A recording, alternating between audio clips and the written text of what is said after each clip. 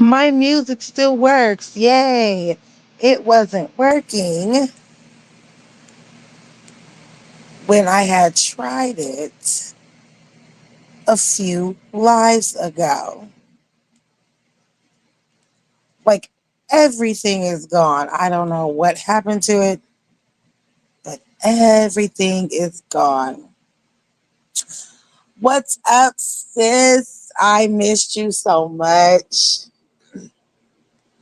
So, this impromptu live is very important for the things that I am going to say. It's been it's been a long week. I've been having trouble with my phone. You too? I've been having trouble with my phone as well. You know, ever since I became a part of the Android gang and I no longer use my iPhone for this, it's been kind of weird. But playing with the phone and getting back used to my Android, I think I think it's gonna be okay. Um, I hate that it does random stuff. Um, like when I'm trying to hit other buttons, it hits the button like that's the furthest from the button that I'm trying to hit. It's just hella weird. I think I literally was clicking on all of these and I wasn't even putting them up on the stage. Something is wrong with me. Yeah, I was clicking on all of them and wasn't even putting it up. It's been that long. Other than going live on my staycation rants, which I'm going to compile all of those rants together and I'm going to make one big video. And I'm going to,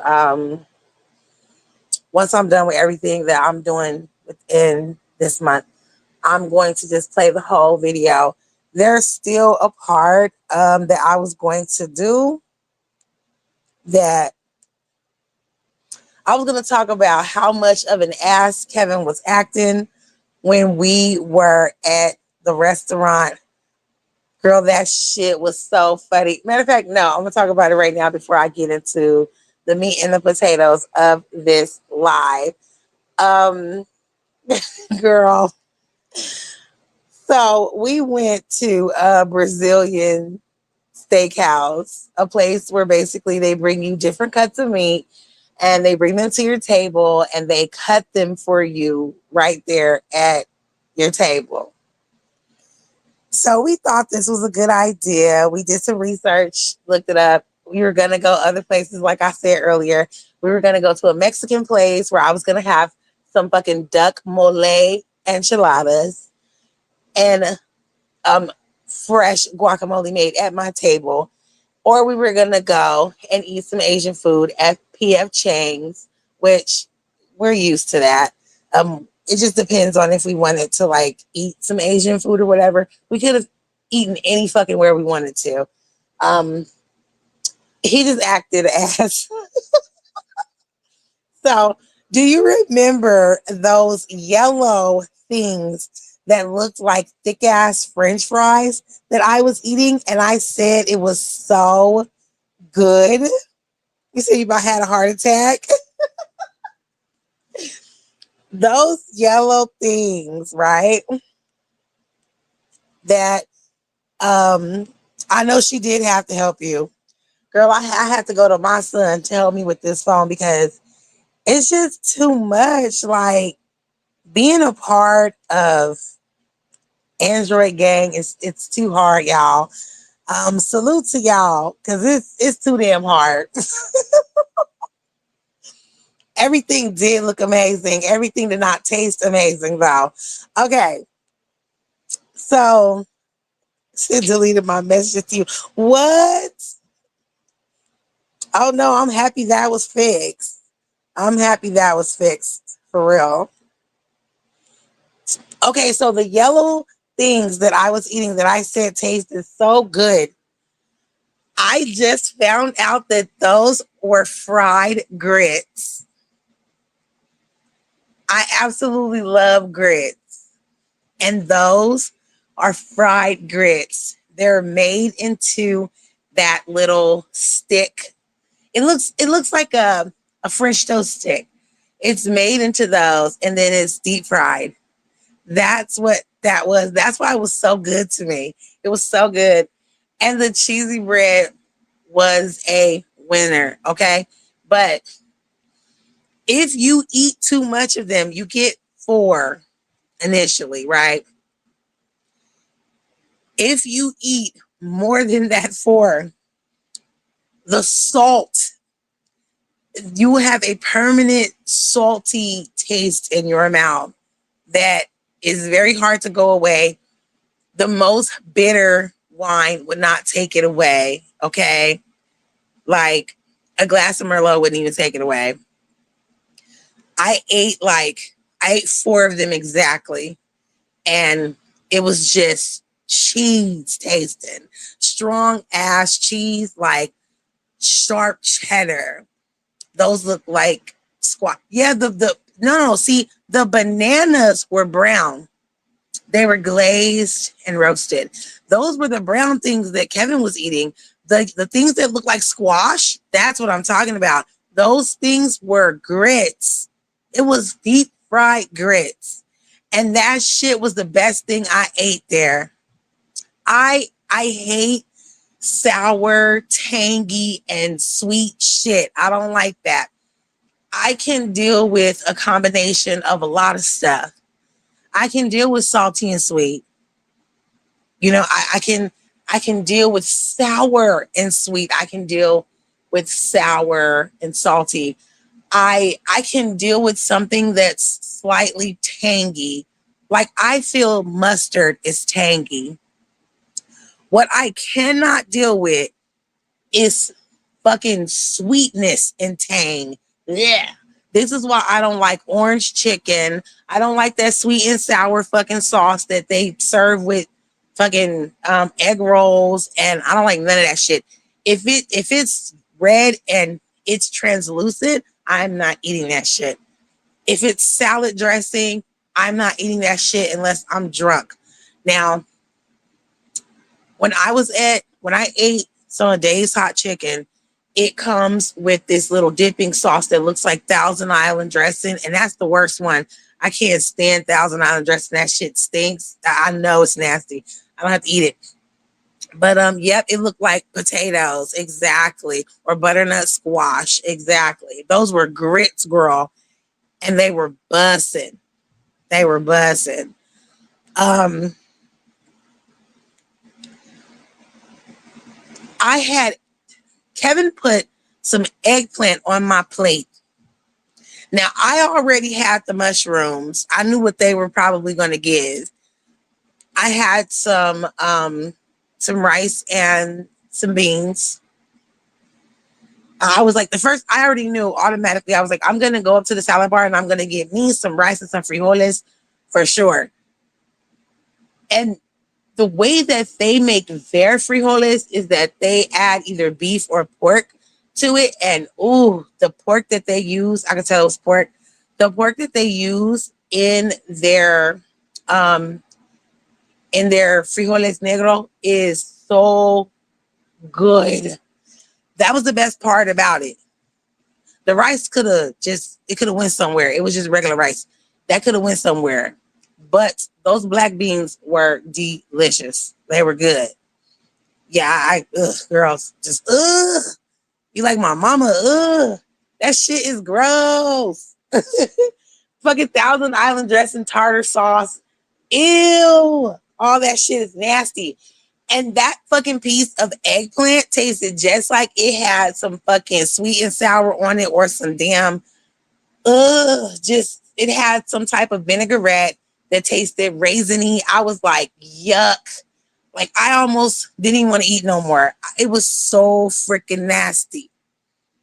So now I can't stand ranch. See, if I'm drunk and I'm eating some chicken wings or some chicken fingers and fries or some shit, I will, be bold and dip a little bit of my chicken and some ranch. But if I'm sober, I would never touch that shit. I can't eat it. That's nasty. But I did. Kevin like dared me to dip my little slider into my slider and my fries into this sauce that Dave's Hot Chicken had, and that shit was good. It looks like Thousand Island, but it tastes buttery. Like I don't know what it was, but it tasted so silky and buttery. It was good. Now, am I gonna go to Raising Cane's and try that throw up color shit that they serve? Absolutely not. Maybe if I have a taste for some Raising Cane's in the future, I mean, it's just chicken fingers. What am I going there to? Like, there's better places to get chicken fingers from. Maybe I'll taste it then. But I am trying to try new things. And one of like the whole point of us going was for me to finally eat some lamb for real. I have eaten lamb before. Um, I'm not foreign to certain shit. Like I said, you know I'm from Louisiana, so for Thanksgiving, I've eaten coon. We've always had duck.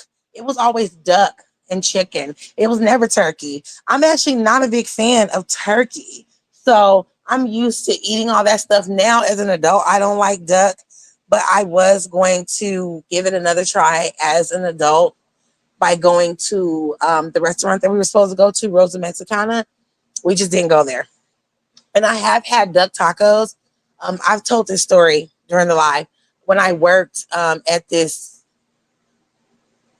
high end restaurant in one of the casinos out here a long time ago when I was in school and shit. When I really first um, I was in like my I was at like the end of my first year. So yeah, of med school, not of college.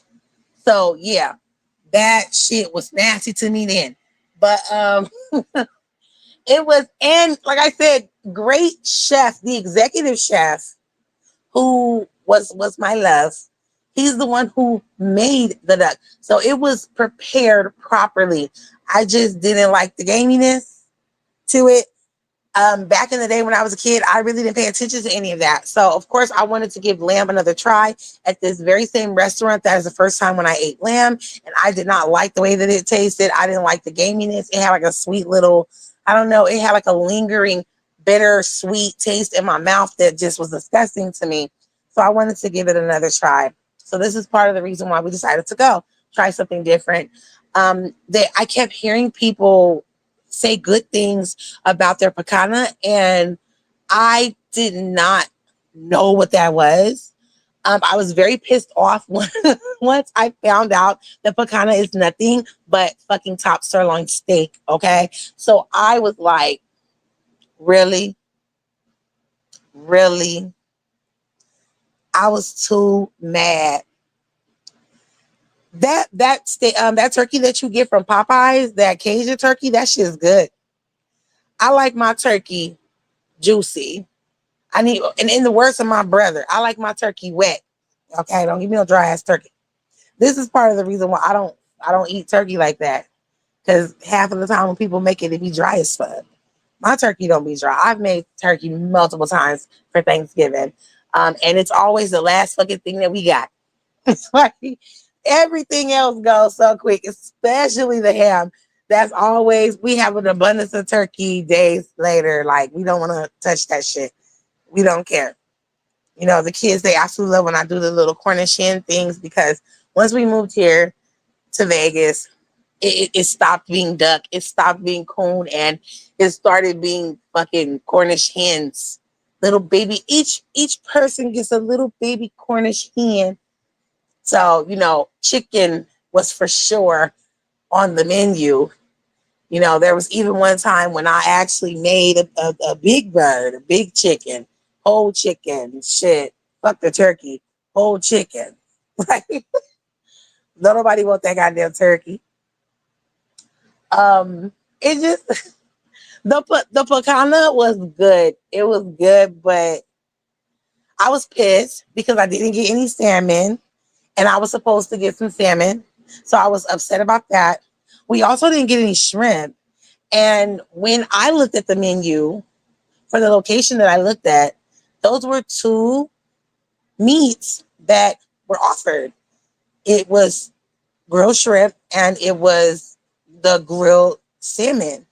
And I was pissed off that I didn't get that. Now, what we got was we got slices of leg of lamb and we got the lollipop lamb chops. And listen to me, there is a difference. There's a difference in taste, or maybe there's a difference in their preparation. But for me, I was able to taste a difference in taste. Kevin was as well.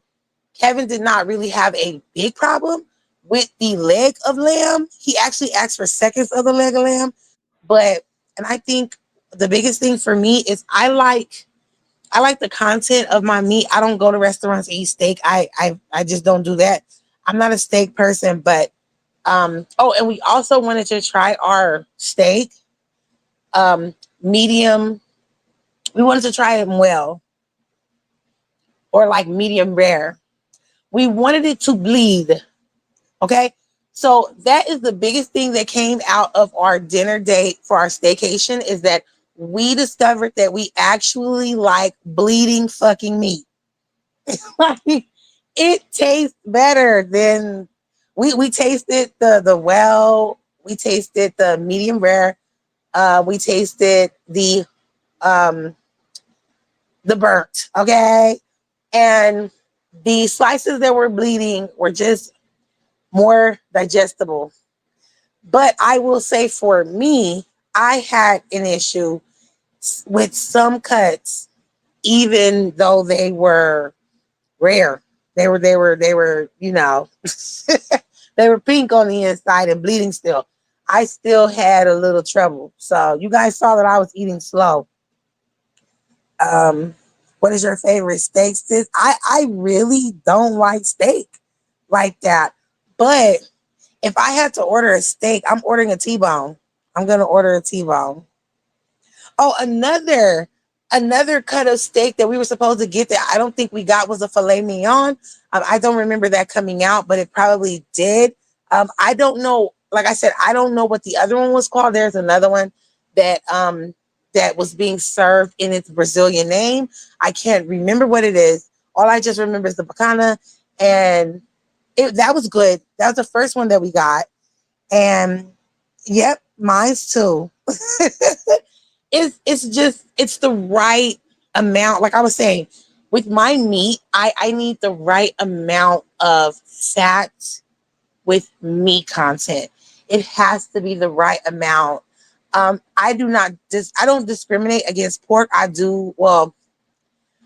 Okay, so now I'm eating meat, but before this, I really was not eating red meat. I had stopped eating red meat for months. I don't know if you guys remember my little journey of not eating red meat, but um like another like meat that we had was a pork belly, a piece of pork belly, and Kevin didn't like that. They poured honey on it, and it was divine. It was so good. Just the amount of fat for my piece was like 50-50. It was perfect. This is why I like pork steaks as well, because there's so much fat. There's so much. Like if we're gonna count all red meat as pieces of steak, then my actual favorite, I love prime rib. And listen, I tasted prime rib for the first time just a few years ago, like 10 years ago. And when I did, it was divine. But I tasted it at the best fucking prime rib place here. Old school Main Street Station, okay? So the next time when I ate prime rib, it was at the Silver Nugget. And these are all casinos that were here when the mob ran this motherfucker. So you already know that prime rib is going to be fucking divine. It's going to be delicious. Now, I went to a place where I had prime rib and it was not. Okay? It wasn't good. It wasn't good as it should have been. With Country Bob sauce, it's a mixture A1 and Heinz 57 sauce mix. Okay, so I do that too with my steak. I didn't know it had a name. I did not know it had a name. I love both of those sauces, and I have mixed both of those sauces before. Now I know it has a name. Thank you, sis. Now I know it has a name. Country ball sauce. Yes, I gotta use that. I gotta tell Kevin. So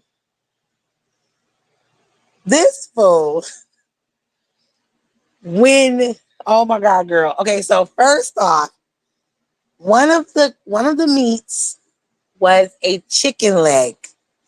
So Kevin and I kind of felt some type of way because we're like, what the fuck we come in here? We're paying $100 and some per person. Okay. What does it look like? We want to come here and pay $100 and something per person to eat a funky ass drumstick. I felt some kind of way. I was pissed off about that. I did my best to go through the wine list to pick the perfect. It's not my brands. You know, I at least expected them to have some Kendall Jackson. They did not.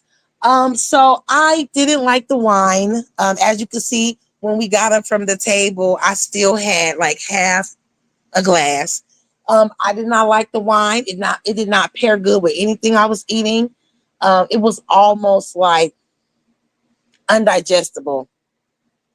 And I'm a wine girl, a red wine girl, and it was almost undigestible. So the drumstick pissed me off, and then, girl, oh my god, after eating the pieces of the leg of lamb, which Kevin was okay with, they brought out the lamb chops, which are the lollipop lambs.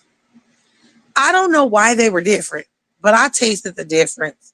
But all that shit tasted bitter and gave me the meat. I actually ate the whole lamb chop.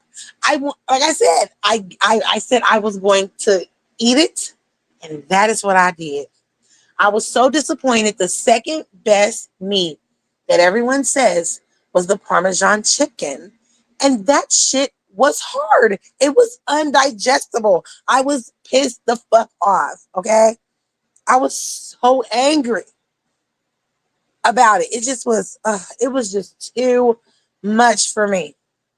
So by the time we got around to where they were asking, were there any other cuts of meat that they wanted us to bring out again? I figured I wasn't going to get my salmon. I did not want to go to the bar to get the fucking ahi raw ass tuna that was up there. I don't eat tuna. I didn't want to go up there to get the little raw ass fucking salmon, little thin slices that was up there. Fuck all that. I enjoyed the caprese salad. I enjoyed their version of it. It was delicious. That's one of the best things that I got from the salad bar with the frijoles. But man, I did not taste the bruschetta. Okay. There was another looked like cold cut. I don't know what it was. It looked like a bologna loaf or something, but it was flavorless. I ate it, but it was flavorless. And I didn't get any salami because he didn't give me no salami. The cheeses were fucking delicious. The little cuts of cheeses, they were absolutely divine. The best thing, the best thing was the blue cheese crumbles. I absolutely love blue cheese crumbles. That is like the best cheese. Okay. That's my favorite. And that was the best thing I had on my plate. Kevin acted a straight ass about that fucking lollipop lamb chop. I would too, sis. Now I'm country, but we eat several cuts of meat. Don't only eat chicken at a barbecue for real. And it took me, it took me so long to even like barbecue sauce. I didn't like any barbecue sauce. If I went to a barbecue and somebody put sauce on their meat, I'm done. I leave. But now I like barbecue sauce, but I don't like all barbecue sauces. Like that sweet shit that they do in Kansas City, I don't like that shit. I like tang. Give me boldness and tanginess. This is only for barbecue sauce. Any other? No. The tang is just too much. We don't only drink beer and drink sodas at a barbecue because we Southern country. We like our so, we do. You know what I'm saying? We'll have us some whiskey, some bourbon, all that good shit. You know what I'm saying? Have us some Cavassier for the weak ones. We'll get you some Chardonnay for the weak ones. Girl, like literally, I was like, okay, let me finish eating so I won't have to do too much, you know? And that's when we cut the live off. But girl, after we cut the live off, so much bad shit happened. I'm gonna tell you why. Okay, so Kevin started acting an ass about the lamb chop, right? He was like, this shit is so disgusting. He was like, I'm pissed. This is so nasty. He was like, ugh. Like, I was like, do not fucking barf at this table, bro. Do not barf. Now, you guys know that when my husband get on here, he acts an ass. So imagine him doing that shit that he does on here in a restaurant. Girl, that's right. We have cognac with our conversations, okay? We have cognac with our Brazilian steak, okay? They didn't have what we needed. They didn't have what we needed, and we bandwagoners. And we bandwagoners too. Shit. Oh yeah, your Dr. Pepper Zero and your Mountain Dew Zero. Ew. Sugar-free drinks. No. We both bandwagoners.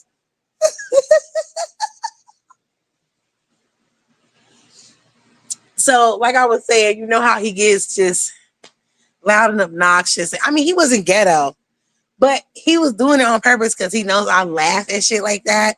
He was acting a straight ass, acting like he was about to puke at the table. And he was like, I can't even hold it in. I'm gonna have to get up and go to the bathroom. I was like, no, hold it in. We're about to leave. We're about to leave. He had me laughing so hard. Guess what? Guess what I did?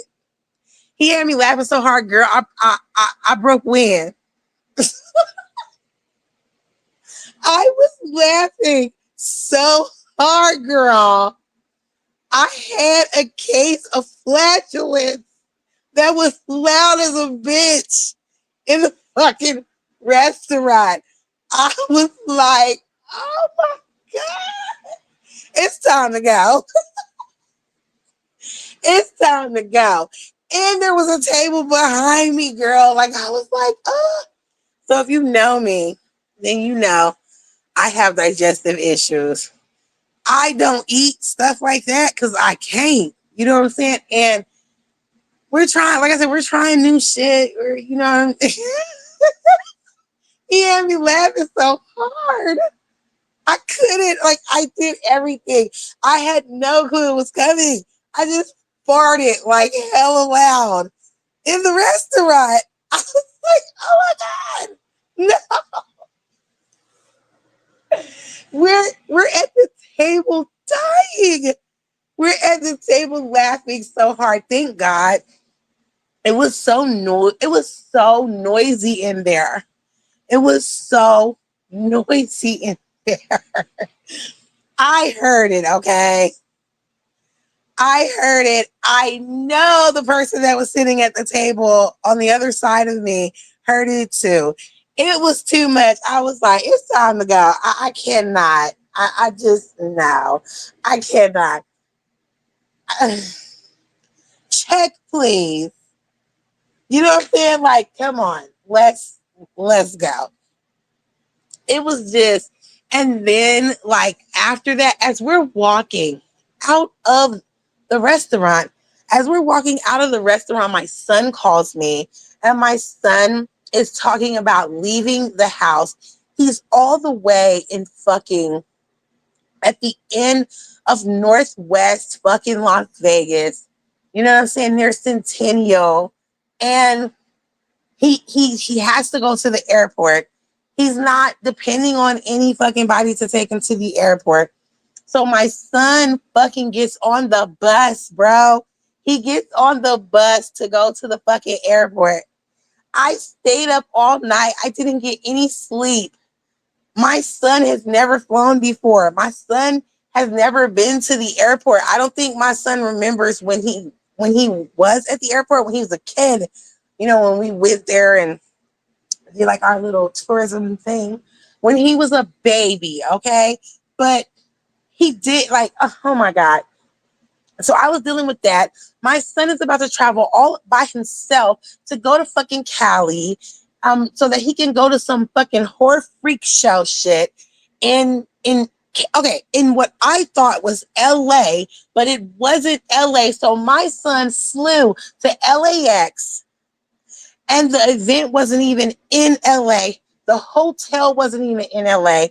My son was supposed to be in Burbank, California, girl. I was like, what the hell? But he did it though. My son did it with the help of his mommy. But I didn't get no fucking sleep. I didn't get any sleep. I was so, as soon as the sun came up, I was like, can we go home? Can we go home? Please. I don't want to have breakfast. I don't want to drink coffee. Nothing. I want to go home. That whole entire time when I was going live, I was in the bed butt ass naked, okay? Butt naked. I had to make sure that the camera was turned around so that just in case I had a camera slip, it did not show me in the nude. I was ready to go. Okay? I was hella ready to go. I didn't want no more experience. I was so good. Did he have anyone traveling with him? No. He met his girlfriend there. They didn't travel together because my son, when he had the opportunity to say he wanted to go on the trip, which was months ago, he decided he didn't want to go. He only changed his mind last minute because I think his girlfriend, like, she started showing him what it was about and shit, and she forced him to change his mind. So he had to book everything on his own. He didn't get any help from me. He used, I guess, booking.com or whatever to book everything, the hotel, the flight, all that shit. And then I don't think my son really got rest like that. My son had to take trains and buses and shit to get from fucking LAX to motherfucking Burbank, California. But he got there. And then, when my son came home, when my son he didn't want me going up there to the airport or anything. When my son came home, he had to go to work the next day. He had to go to work the next day, and he was saying, that he was gonna take an EL. He really wasn't feeling it or whatever. My son was tired. My baby can do anything that he puts his mind to, anything he wants to, but he still has to remember that he has a condition. You understand what I'm saying? My son is allergic to UV rays. He has to understand that you can't be out here like this. You can't be out here like this doing all this shit. So I knew he wasn't gonna feel well once he got back here. But I'm proud of my son. You know what I'm saying? He doing big things. Next, he'll take an 18-hour flight out the country. You know what I'm saying? So it's a beautiful thing. It's a beautiful thing. I'm not upset. My son learned something. Girl, he lost his house keys. He lost his house keys somewhere in Cali, girl. I don't know. But he got home safe. Why did his girlfriend not travel with him? Now I don't like that girl. We don't like that bitch anyway. Even if she would have traveled with him, me and my mama don't like that hoe. We don't like her. So fuck her. I can't force my son to do anything. He's grown and I want him to make his own decisions. And I keep my thoughts to myself, which leads me to why I'm even doing this live right now. Now I can get off of that and I can get on what this live really truly is about.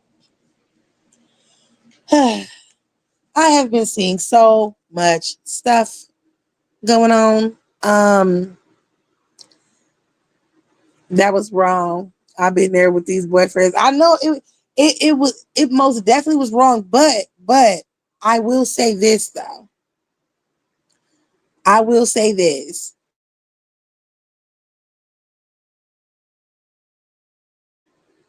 He was like an add-on. He literally booked all his shit last minute. So, you know, if their situations are already booked and my son has to book his last minute, of course he's gonna travel by himself until he gets to the hotel and they all meet up. Yep, I'm proud of him too. He did it. He proved to me. He proved to his nana. He proved to his mama. He proved to his daddy. He proved to all of us that he could do it. I don't fear anything anymore for my son. He can do anything. And that is what I'm proud of. So if you've been over here with me for the past couple of years that I've been a content creator, you know that I talk about politics over here.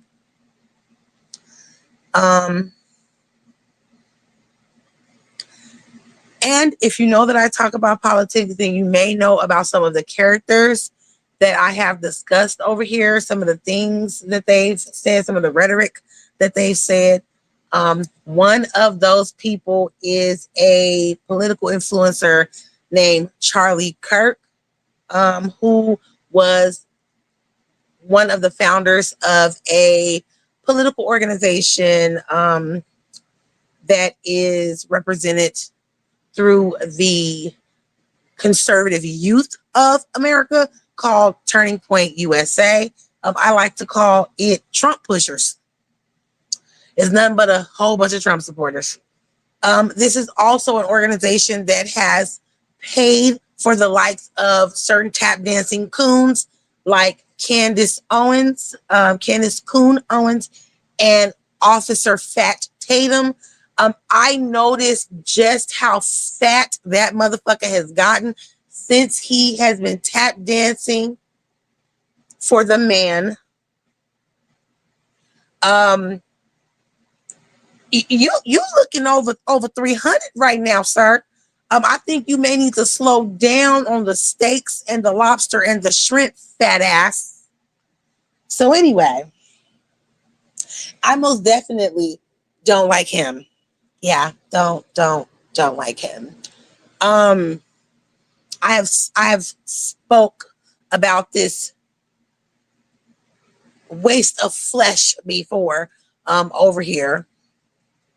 These are all words, remember. So I'm going to be tame. One thing that I feel that no matter what your political beliefs are, because even though it's tough to talk about that type of stuff, I do feel that talking about politics is completely different than talking about religion. That's a whole nother playing field where you deal with character that are idiots, pure idiots. You have some idiots in the political arena as well, but it's different. A lot of people who talk that talk when it comes to the political world are only doing so because they are getting paid. In their personal lives, they don't believe half of the shit that they are peddling. So Mr. Charlie Kirk was, and I'm going to use the proper word for it. I know it's a lot of people that's staying away from that word, but I'm going to use it. He was assassinated yesterday because that's exactly what it was. We cannot claim that it was a political assassination because we do not have a suspect in custody. We do not know who did it. There's pictures going around of what the person may look like, and I know that person isn't black, but we don't know what the political beliefs of the shooter is. So we cannot say it was a political assassination. That person might have did what they did for other reasons. We have no clue. The only way that we can find out is by catching the scum who did that, because that person is scum. That's wrong. One thing that we all can agree on in the political sphere is that freedom of speech it should be protected. And we should be able to say certain things and voice our views, our opinions. Um, there are a lot of naysayers on here. Absolutely. I got mad yesterday because, and yeah, I'm going to say it. Like I said, the whole point of this live is for me to say certain things and never say them again. I'm going to stop responding to almost everything that I've responded to since I've had this platform. I feel like my thoughts and where I stand on certain shit, it's not here right now. And my actual stance in real life, who I am in real life, is certain shit I shouldn't be saying on here. So that's the reason why I'm giving all of that up. I will not be talking about politics anymore. I will not be talking about any social issues anymore. I won't be talking about any of that shit on my channel anymore because, like I said, I'm going to keep that shit to myself. I have strong opinions. I have strong views. It has nothing to do with that guy, with that rhetoric having his TV turned off. It has nothing to do with that. It's a number of things that I saw between yesterday and today, and I was just no. I'm just done. I'm just done with it all. I'm just done with it all. So I was watching some news outlets and some clips, and I was watching things I was supposed to be watching when something like this happens. And there is this shit stain on America. I the the person is such trash. I don't even remember his name, but during Donald Trump's campaign, there was this white guy with a bunch of tattoos all over his face, just a person who just wants to be jobless their whole fucking life. This is how they talk about black people. A person who just wanted to be jobless their whole fucking life, who made like this song about Donald Trump or whatever. I think he had like that fat bitch, Roseanne or whatever the fuck her name is. Had her in the video. She had like some fucking braids and I don't know, just another trash bitch. Anyway, he made a song or whatever, and this fool is calling a whole nother man daddy. Like, just like I said, shit stain on America. So this fool, I decided to watch one of his shorts. This isn't the first time I watched one of his shorts. I did watch one of his shorts when he was kind of like, you know what I'm saying, moonwalking back some radical shit that he had said earlier. So I decided to watch this, and to my surprise, I saw that he was followed by somebody from the Mo3 sector, and it pissed me off immediately.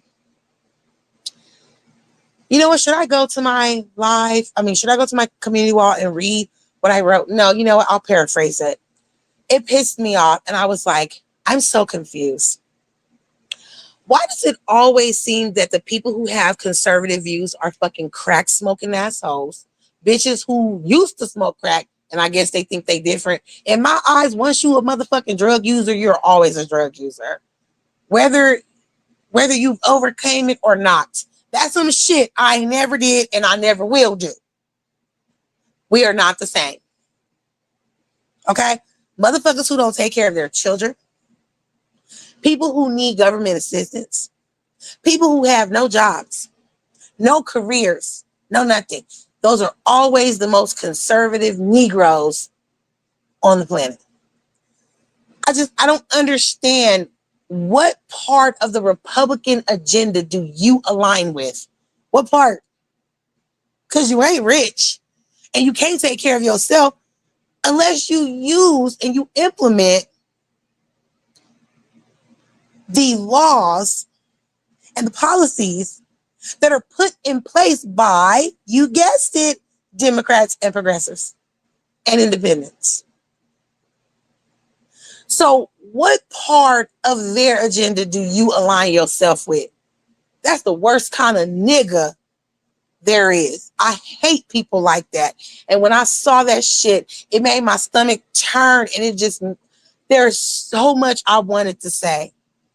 I cannot take you serious if you ever smoked fucking dope in your life to where you turned on the people that needed you the most. And now you up here talking about, well, Trump is going to help my pockets and Trump is going to help with the economy and he's done this and that. And you calling this big fat orange Cheeto white man daddy and some other shit. And I'm trying to figure out what the fuck you do for a living. I cannot take you serious. That made me so mad. I said, let me keep my opinions to myself from here on out. The new thing now is that HBCUs had to shut down today. If you don't know what an HBCU is, it is a historical Black college. Okay?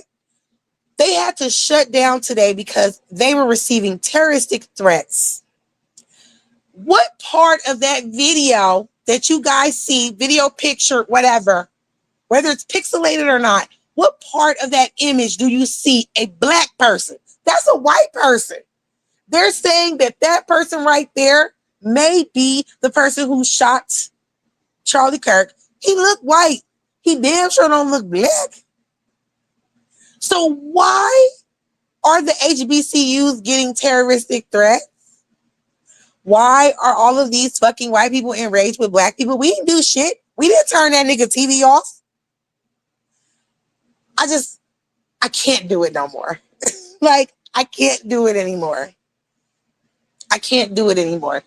All down my feed, because of where I've been on here, all down my feed, I see a bunch of Black people that I've been connected with on this app who aren't even talking about this, who don't care. They talking about who fucking who, whose penis look like this, what's happening over here, who murdered who shot who. That's all they talking about. And I can't take it no motherfucking more. I was like, even when I unsub from these motherfuckers, they still coming up in my goddamn mentions in my feed. And I'm sick of it. I'm sick of it. Had a career. It was taken from me too soon. But at least you had one. You are retired now, sis. These motherfuckers don't got no jobs.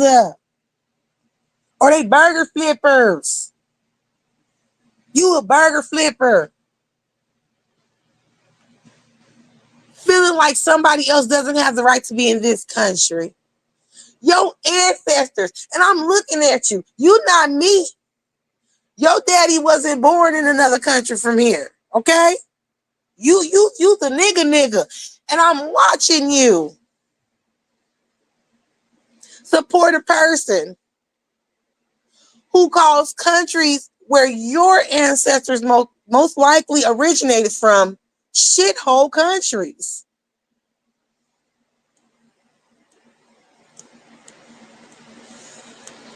That one that got in here today said her SSI check was not but $100. What? Because they cut her check nearly out. Wait. Hold on, let me read that again. She's go back to work because the baby daddy wasn't helping her. Girl, hold on. You are not telling me this, sis. No, you're not. You are not telling me that this motherfucking bitch who truly ain't got no fucking shame then admitted to everybody on YouTube that she get a motherfucking disability check. Girl.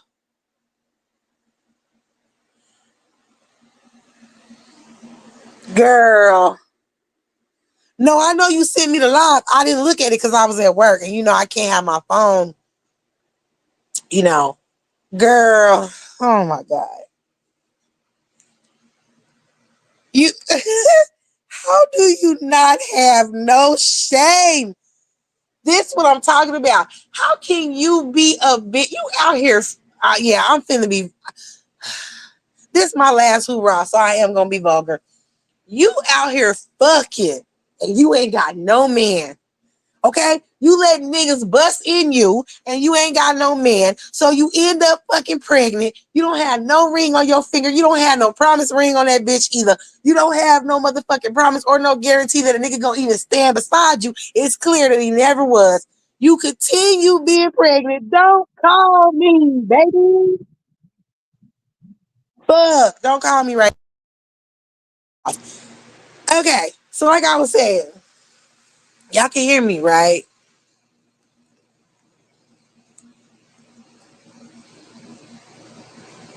I just want to make sure that you can hear me, sis.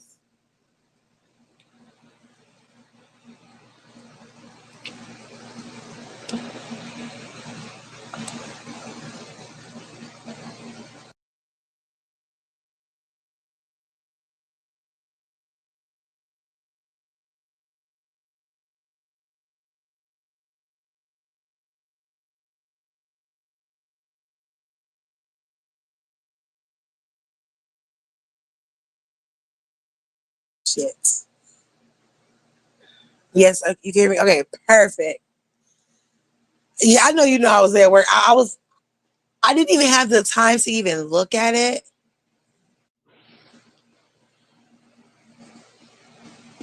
Hold on. He said he figured. Come in here. Okay, so girl, no, she didn't. No, she didn't. You went and got impregnated by a motherfucker who didn't even want you as a girlfriend.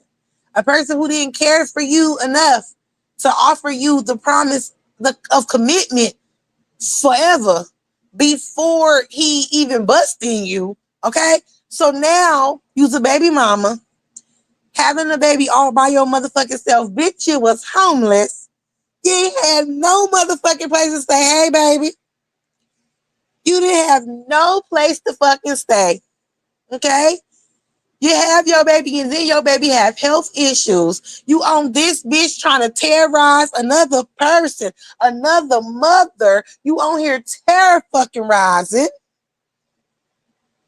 And then you gonna open up your mouth after you said all this shit about this fucking woman who used to be in law enforcement.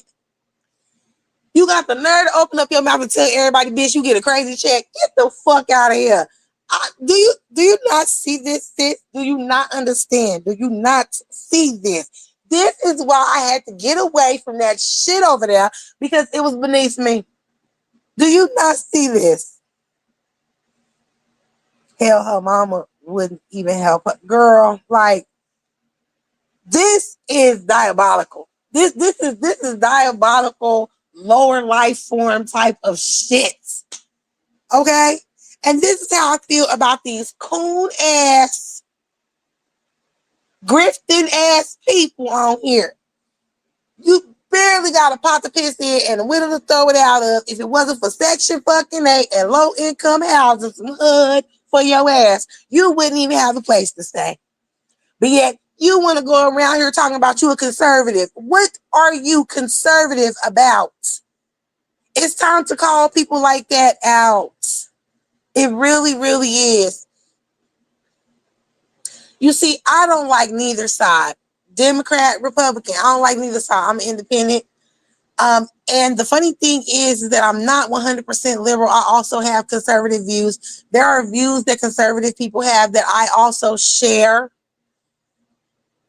But when you sitting up on this bitch all motherfucking day doing lives and some more fucking shit, and you sitting up here trying to make a motherfucker believe that you a conservative, and I'm trying to figure out how the fuck you paying your fucking rent. I am cool on you. You don't own not a motherfucking thing. I'm cool on you. I can't even. I don't understand that shit. I really don't, sis. And right behind you.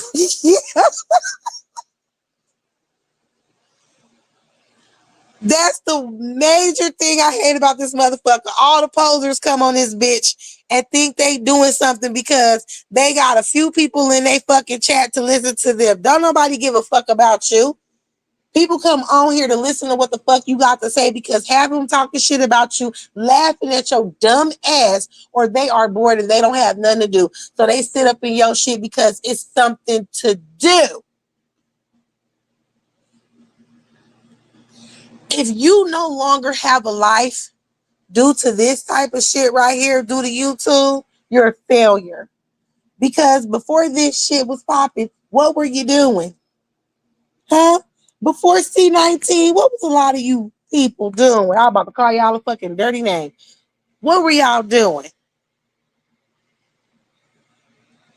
Okay? Because y'all barely see me on here. And that's how it's going to be permanently. I have so much going on in fucking life. I ain't got time to be on this bitch. I'm just confused here. I do not have the time to be arguing with motherfuckers that I know in life are beneath me. Do y'all understand when the zombies, girl, I'm about to bring it back to the zombies now.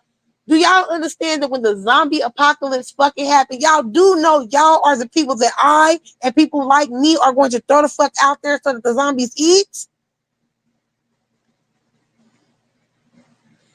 Don't get it twisted just because I come on here and I press this button, y'all think y'all in the same league as me. Y'all not. I refuse to sit on this motherfucker arguing with motherfucking people that ask for handouts. No way.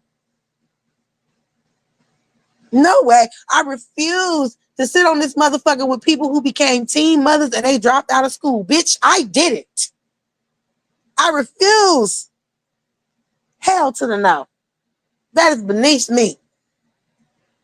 Y'all got me on this motherfucker on Thursday yelling and screaming and shit. I refuse to. The way I feel about certain stuff is way too strong. Absolutely, way different cloth. And they made from a shit rag. Y'all know how you got. What am I talking about? I'm talking about these posing ass niggas and bitches on here. And she just told me that the noodle eating bitch over there on the other side, the dead side, that she just told everybody that she only get $100 for SSI. And they told her she got to go back to work. Who in a right mind who just became a mother is telling people that type of shit? That is your business. That is your business. Why in the, like, I get it. You begging on this bitch. Sister, put it in the chat. You a beggarman. I get it. You a beggarman. That's what you doing. You willing to tell your super sad ass story on this motherfucker because you need some money. You begging. But damn, you willing to stoop that low for how much? I done seen people do it all over, girl. That's just like I saw something today. Listen, I'm gonna say this real quick and I'm gonna get off of it. Cause like certain stuff, listen. I was listening to someone. Look, if you know me, then you know, if you know me and my husband, you know our story. You know that my husband's brother died from AIDS. We have our own story when it comes to that. There's a person out here that just found out that they're HIV positive and they're going around telling a story and still acting a fool and everything. And I guess this person has like created some type of foundation or some type of organization or got a LLC or some shit. I don't fucking know. But look, I feel very strongly about this situation. That's why I'm keeping my mouth closed. And I'm not. Yeah, she ain't lying. She ain't lying. That bitch was getting an SSI check, and we all knew that shit. That's how she was paying for that trailer and them noodles that her motherfucking ass was eating. Nah, we knew that she ain't lying about that shit. She just opening up everybody to her motherfucking business so that they could pay her. That's what that is. Nah, she ain't lying about that shit. You can look at her and you can fucking tell bitch trash. You know what I'm saying? Bottom of the totem pole. You feel me? Anyway. But like I said, I'm up here judging people, and like I said, this is gonna be my last time me publicly judging people because I really don't give a fuck about none of you people. Anyway, but like I said, y'all know how very, very strong. Oh, she lied about that. Yes, absolutely. Absolutely. Yeah, she definitely lied about that part. Maybe you missed when I talked about Charlie Kirk, all that good shit. So anyway, y'all know how strong I feel about that situation. I don't play when it comes to that type of shit. And I feel like when a person is faced with certain obstacles, it's amazing when you see that person, you know what I'm saying, get over them. To be strong in the face of adversity, that is a wonderful thing. And I have no issues with that. But when I feel like a motherfucker is truly, honestly making a mockery of shit, this is why I'm going to keep my mouth closed. Because, like I said, when you have lost somebody to that disease. When you have lost a person to that disease, you're not trying to watch no bitch or no fucking nigga make a mockery of that shit. And that's how the fuck I feel. So that's why I'm staying far the fuck away from that fucking shit. If you gonna tell the story, tell the whole story. You need to tell the story about you being a nasty asshole and being out here doing all this fuck shit you wasn't supposed to be doing. You need to tell that part of the story too. Don't just throw roses on top of shit. Tell every fucking thing.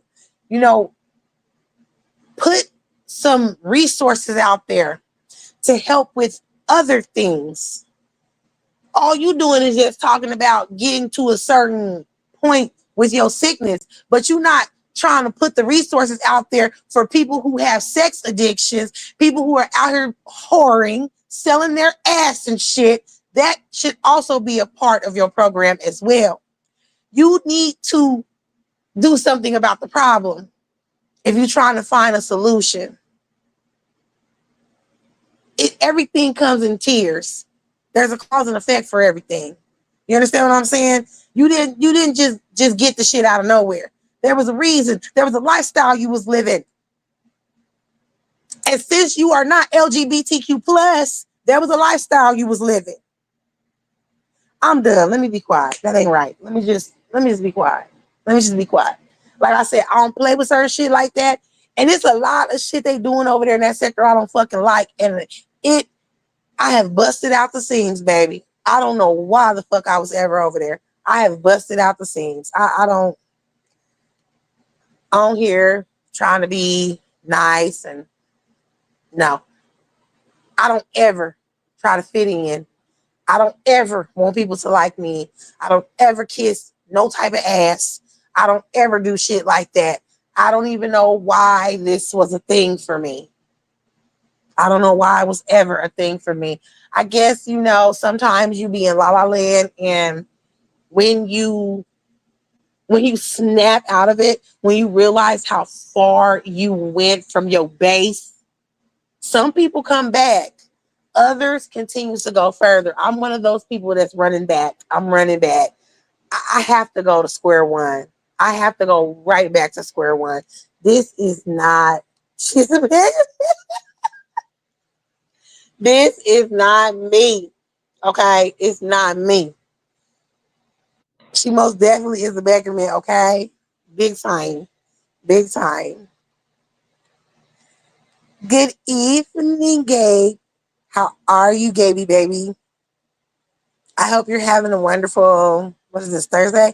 Thursday. If you know what I'm saying. Hold on, let me go back. That's a fact, sis. I lost. Yes. Yep. It's too much. And that's why I say, sometimes you can talk way too much. And I think that was the whole purpose, honestly, of my life, was for me to get it out my system, for me to never bring it up again, never talk about it again. I just don't care. More power to every fucking body for coming on here. One thing I will say is this.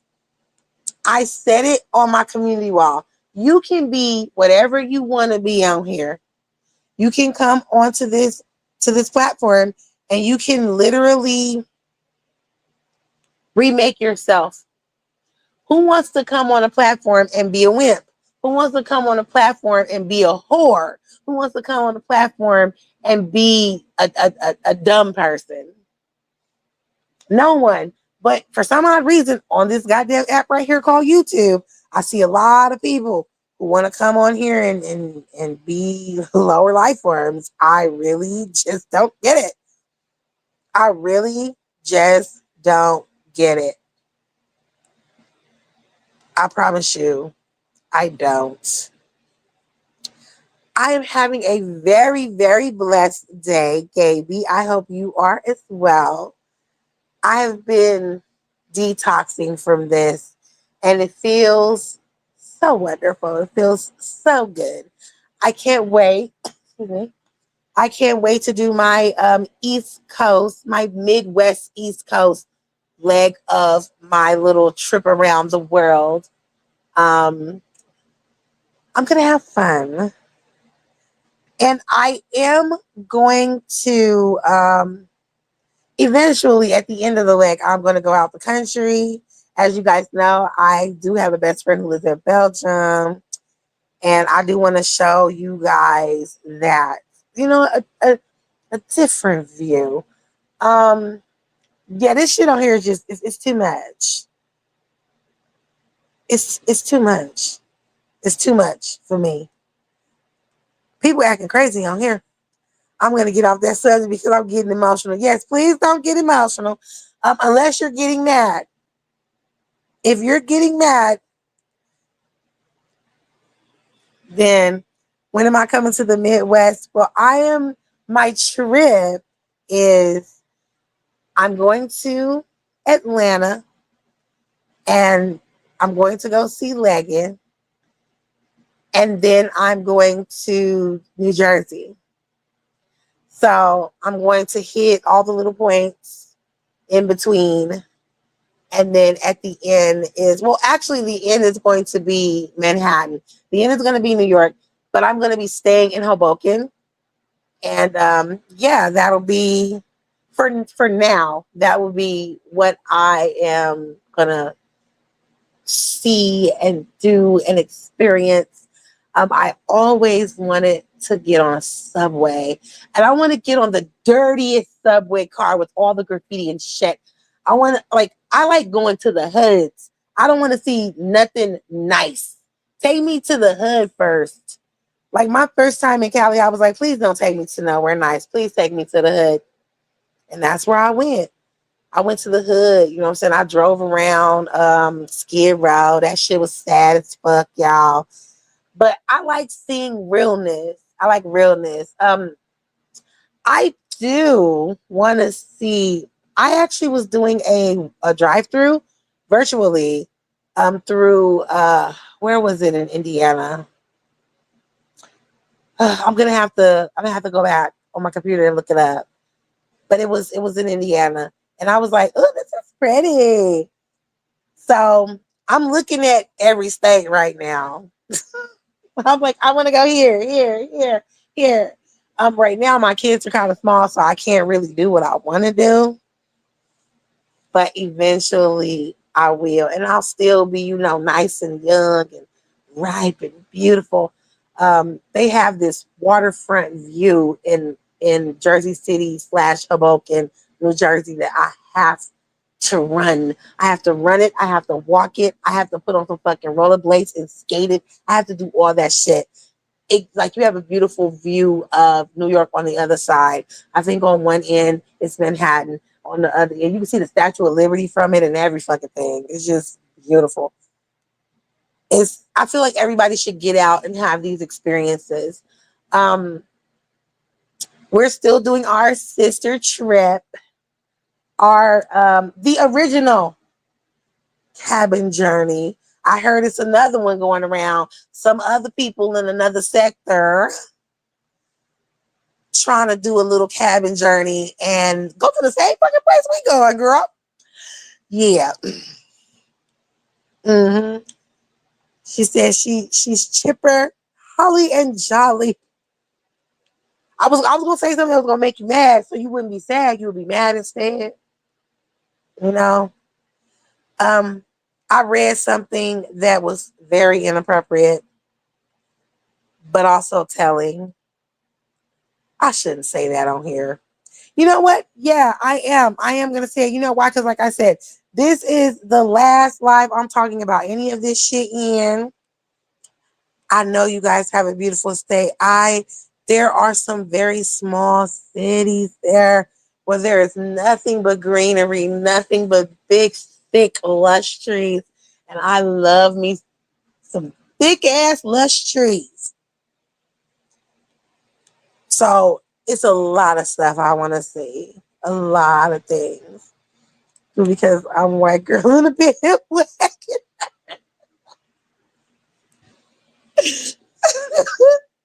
Oh my God, just don't be a beggar man and you straight. Oh, you come up with the best names, okay? Like,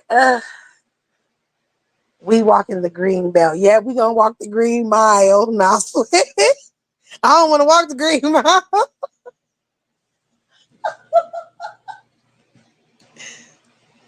Yeah, we're doing all of that. Yep, all of that. We're gonna have fun. Just like I feel like everybody should be out having fun right now. Let this go. Like, I'm not saying permanently, but like for the most part. Like, don't be on here every fucking day, all day. Like, y'all ain't got nothing else to do. I'm not trying to tell you what to do because I don't give a fuck about none of y'all. I'm just saying, like, damn, y'all ain't got nothing else to do. Like, it's crazy. I read, and this was another reason too why I was like, you know, fuck that. I'm not saying nothing no more. Everything at this point is a fucking psyop, okay? I'm just not saying shit else anymore. Until it's time to battle, come get me. When it's time to battle, come get my ass. Other than that, I'm keeping my opinions to myself because I don't care about none of you motherfuckers. Um,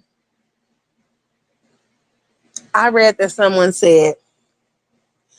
played a clip of Charlie Kirk talking about the I believe it was the helicopter pilot, or was it a plane? He said something about both, but the one where the pilot was black. I can't remember which one it is right now, but this is like a while ago. But he said that if he was boarding a plane and he saw that the pilot was black, listen now, he said that if he was boarding a plane and he saw that the pilot was black, he would pray that he was qualified. He would pray that he knew what he was doing. And and let's be clear, you can't just look at the color of someone's skin or how they look or anything unless their fucking eyes are bloodshot red and they're drunk, and you can tell that type of shit. Whether that person is going to do a good job or not. But because that person was black, you're going to pray that that person is qualified to be a pilot. Like, there's no black pilots out there. I've met several black pilots who fly right here at Nellis in the Air Force, baby. My fucking husband's cousin is a fucking pilot. Okay? So, yeah, that was something weird as hell to say, but he said it. You know, basically big upping that whole DEI argument that the right was having. That's what he said. And you know what someone said after they played that clip? And they wrote that he was hoping that if the pilot was black, he would hope that he was qualified to fly the plane. You know what they said after that? That person said, we know who was qualified. That person who shot you in your neck at 200 yards. Listen, that was messed up. But how am I supposed to feel? This is the same man who said that George Floyd died of a fentanyl overdose. So are you on fentanyl when they turned your TV off? I just don't feel nothing. And I don't think I'm supposed to. I don't think I'm supposed to. It's nothing about the views. I respect everybody's views. I love to debate people. Remember, all I wanted to do was debate a grifting, fake ass Trump supporter, a bald headed, black, retarded, grifting ass Trump supporter on here. That's all I wanted to do was debate him. And instead of that, he started some bullshit with an old hoe with a nappy wig on. And I had to drag that motherfucking nigga. Make sure y'all look at my live. It's called the Crack Rock Squad. That's all I wanted to do was just have a healthy debate with you because I could tell you don't know what the fuck you talking about. You never do. Every live you was doing, my nigga, you sounded stupid as fuck. That's all I wanted to do. That's why I can't stand no Henry Box ass niggas. I cannot stand people like that. I can't. I don't see nothing conservative about you. I don't understand what type of conservative views you have. I just don't. Men who patronize women, who abuse women, who objectify women, you can't have no real views anyway. Baby, y'all knew you was gonna laugh. But it's real though.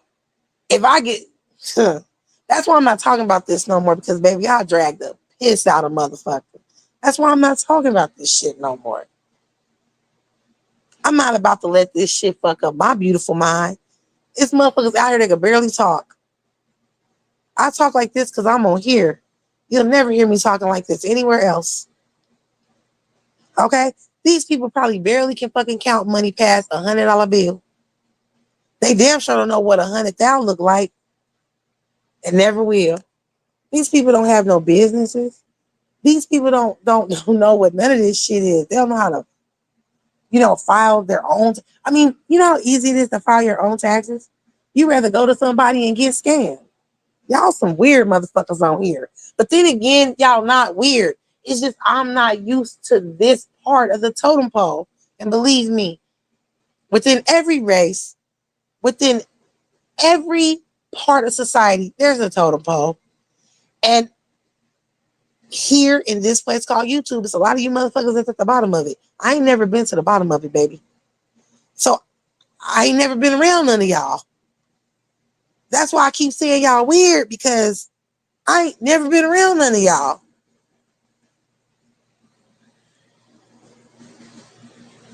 Like, I wish something. No, I'm not gonna say I wish. That's the wrong thing to say. A person could never ever stand in between me and something I truly love unconditionally. I'll die before I let you take it. I would never, ever, ever, intentionally or unintentionally, and I'm halfway through life right now, I will never, ever do something, God willing. You can never say never. That would jeopardize my children, ever. I would never let anybody harm them. I keep my children inside for this very reason. Helicopter parent right here. Okay? Let somebody come to me and say that my parenting is wrong or unjust or some shit. And I just want to talk to the kids. Okay, I'm going to be lifeless when you do. Never. And this is not me talking shit about people who this has happened to, because everybody has their own story. And like I said before, we all have obstacles that we have to overcome. So I'm not judging and I'm not looking negatively on you. I'm talking about myself. I'm saying that can never happen with me. Okay? But if you think I'm finna sit up here and I'm finna argue with your fucking views and that happened to you, or that's a part of your fucking story, bitch, you got me fucked up. You got me fucked up.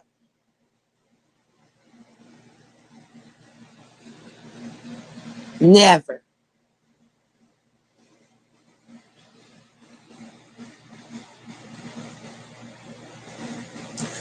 I'm wearing all type of jumpsuits with the rubber flippers to match. I'm doing big time behind mine. Even if you think you gonna separate mine from me, nigga, it'll be World War III in this motherfucker.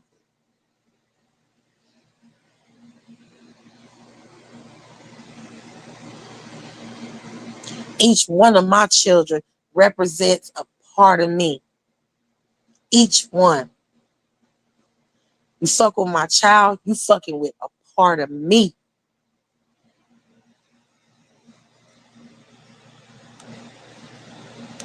Damn straight, sis. So you think I'm finna sit up here and I'm finna be going back and forth with you? You got me fucked up. You think I'm finna sit in the same room as you? You got me fucked up.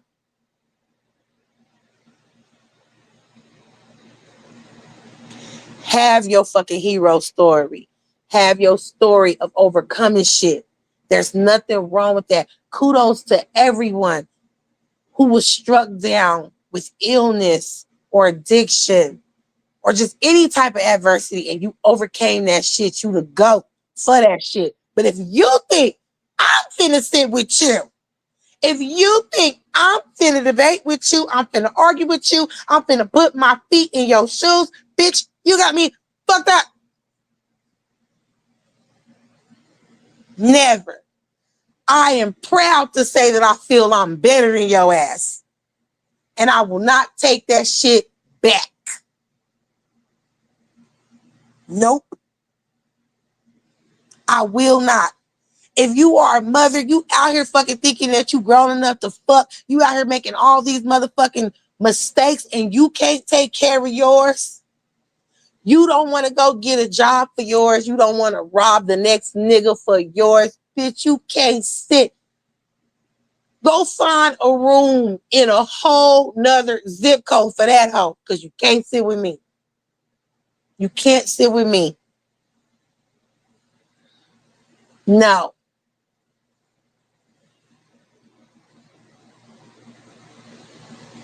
And this is just not about bad parenting.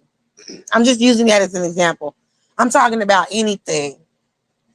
If you think you're going to sit up here and you're going to support people who don't do anything but spit vitriol and hatred, who are always race baiting, who are sitting up here trying to throw one race out of this country while bringing in a whole nother race that looks like his race into this bitch. If your black ass is gonna sit up here and support that motherfucking shit, then yes, bitch, I'm better than you. You cannot sit with me. Bitch, you can't learn shit from me. You can't borrow shit from me. Nothing. Nothing. This could be the reason why that young man's TV was turned off in front of all of those college students. One thing we can get clear, that happened in a white city, in a white state, to a white man, and probably was perpetrated by another white man. Our black asses don't have nothing to do with that. You coons can keep on tap dancing if you wanna. I can't speak or talk mess about the other side of different races that have whatever they have to say. I can only talk about y'all cooning asses. That's it.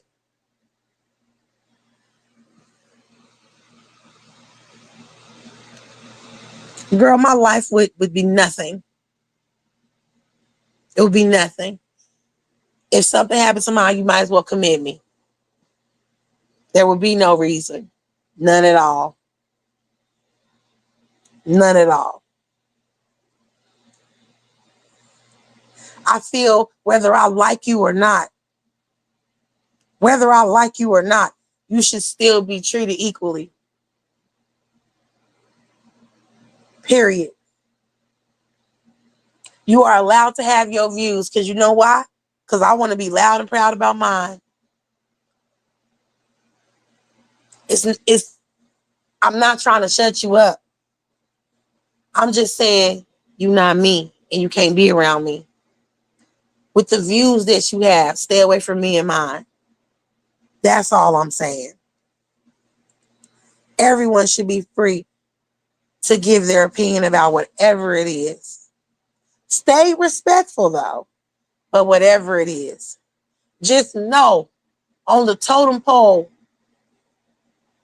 with the top being black excellence, you're at the bottom. That's where the fuck you at. And your motherfucking ass ain't never gonna be where the fuck I'm at. Just know that. Wherever it is that I am. Just know that shit. Comedian Bubba Dub and his family been getting death threats because he said this ain't got nothing to do with black people. He said black people mind your business. And we are. And we are. We haven't done nothing. We haven't done motherfucking thing. Nothing. This is white on white crime. We did not do shit. Stop always dragging us in shit. I don't understand it. Why must we always be dragged in some fucking shit? This has absolutely nothing to do with us, man. Like, this is what I'm mad about. We have the most ugliest, most uneducated motherfuckers on this here platform that support these people. And they're not even getting paid. Look, respect to Officer Tatum fat ass and Candace Owens bald headed ass. Respect, because her head never grow. Respect to both of them, because guess what? They get paid for their coonery. These motherfuckers is up on this app right here. Broke is a joke. You ain't getting paid for shit. You think you doing something because a couple hundred people is in your motherfucking chat, but you still broke and heartless, spineless too. I'm cool on you type of niggas. Remember, even then there was field niggas and house niggas. So I'm cool on you type of niggas. Stay where y'all at. We do not need you over here in the congregation. When real shit pop the fuck off, please make sure y'all stay over there. Everyone, make sure you make a list of these type of people that's connected to you or that you see in your life. So when shit really hit the fan, we know to lock those people out like they did on Sinners. You're going to be out there with cornbread, bitch. That's what needs to happen.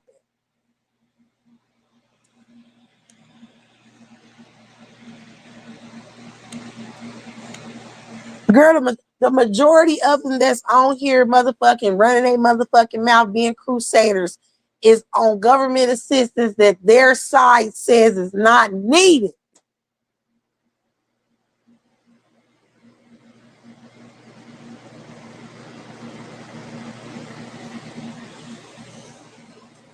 Keep your views to yourself. When it comes time to save your life, I don't want to know what your views are.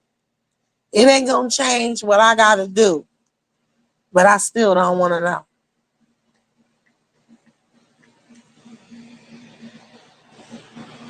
I would never talk about this type of shit while I'm on the clock. Ever, ever, ever.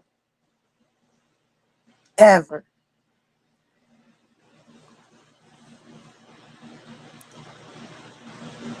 This is the type of shit I'm talking about. So let me get this straight. So you guys want to give comedians and other people who speak, you know, in political arenas, you want to send death threats to them, but when the motherfucker is talking about cutting off Social Security, fucking up your pockets, messing with the agriculture in this country, kicking out people who have been here their entire fucking life, to bring in people who have never been here from South Africa. Y'all cool with that? Y'all cool with that? Y'all okay with these people sending death threats to people who haven't harmed a soul? Why the whole man, okay, the man that put a bullet in Charlie Kirk's neck and left him slumped in Utah, he get nothing? Y'all don't care to find that person? Y'all rage, and it's not towards finding that man. Y'all just want to continue to fuck with us blacks, huh? Because we don't give a damn. Explain to me why I'm supposed to care. I want to know why. Why am I supposed to care? Just explain it to me. Where was all this when people were making memes about George Floyd? Where was all this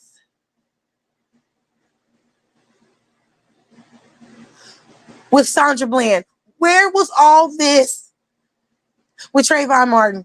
Where was all this with Breonna Taylor? Where was all of this with Ahmaud Arbery? Where was all of this? I remember watching something where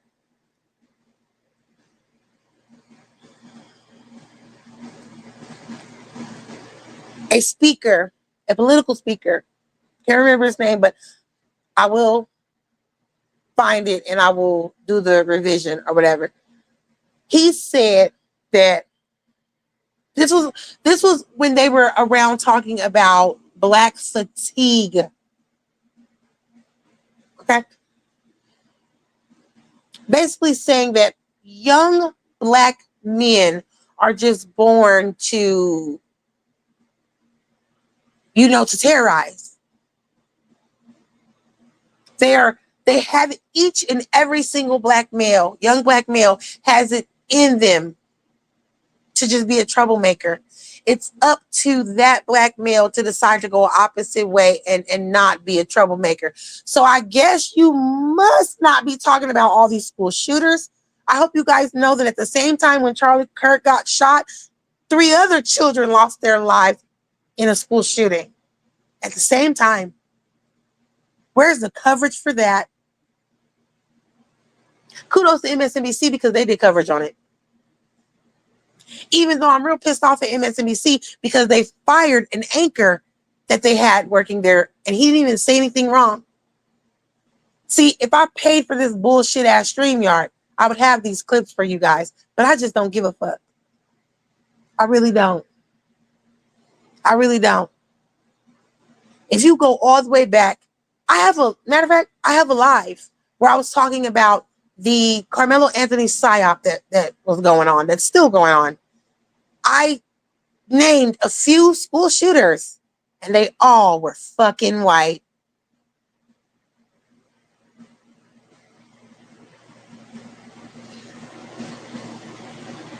Where is this black rage for young black males that this person was talking about so candidly? I cannot understand. We have real people with the nappiest of hair, and yes, I'm going to say it, with the nappiest of hair and the blackest of lungs, actually following people who say stupid shit like this. We have black people who are mothers of children. I ain't say they was good mothers. They probably ain't raised their kids. Probably left it for Medea and Nana and Mama and whatever you call your granny, my dukes or whatever, to raise them. We have people like that who are listening and following and agreeing with people who are saying that shit about their sons. I got 2 grown ass sons, 25 and 21, and both of them they're bomb ass kids, ain't never got in trouble and never fucking will. They have no reason to. Given everything that this world has to offer, because I kill for it.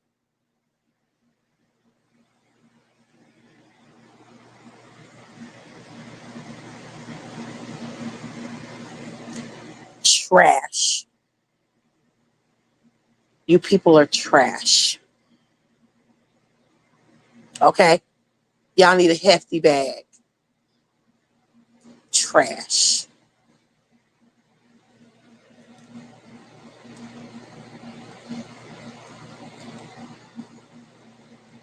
Just, but a mental ass bitch can get on YouTube all day. Girl, you know that's what they do. They're for sports provider, pay for rent, girl. It's a lot of them on here that's doing that. That's sad, man. Like, why not think first?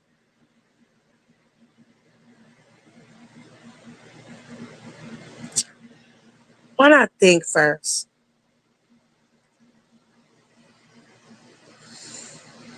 Look, I get it. I know everybody can't be as lucky. They can't. Not everybody can find people who absolutely love them unconditionally from the first time they ever seen them. Seeing the little cute pigtails and the little barrettes in her hair. I get it. If you're that type of person that believes in soulmates, you believe it's that one person out there for you, you know, unfortunately, a lot of you never ever meet that person. Some of us do. So I can't rag on you too much. But I know what it's like to be here with my children by myself and their dad not be here.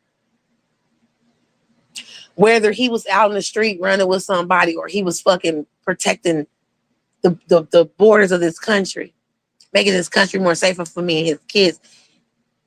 Regardless, it's still me being here doing everything.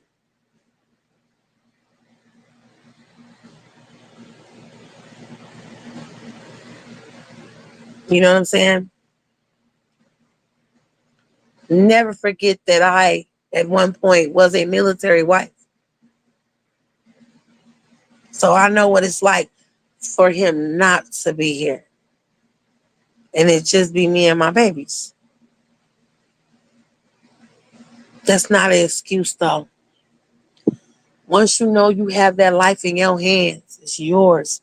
It's yours to mold. It's yours to build. It's yours to protect. That is your job. That's what you do by any means necessary. That's your job. It's a lot of y'all that don't get that. It's a lot of y'all that don't. And I'm done even talking about you bitches. I'm done. I'm done talking about you. I'm done ragging on you. I'm done laughing at your bitch ass. I'm done with all of that fucking shit. I'm only talking about girly shit over here. Okay? That is it. That is it. I'm done. I no longer care. I don't care no more. I don't care. Okay? I could care less. Like, ugh. Other than you, sis, you the only good thing. Everybody else that I done met off this motherfucker, all you motherfuckers is trash. Sis, you the only good thing. I cannot. I cannot. And I can't lie. It has been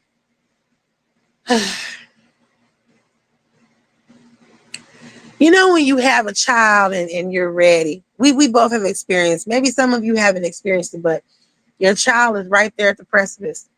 And your child is about to go out in the world. And you like, look, baby, there's gonna be a lot going on out there, and I need you to focus.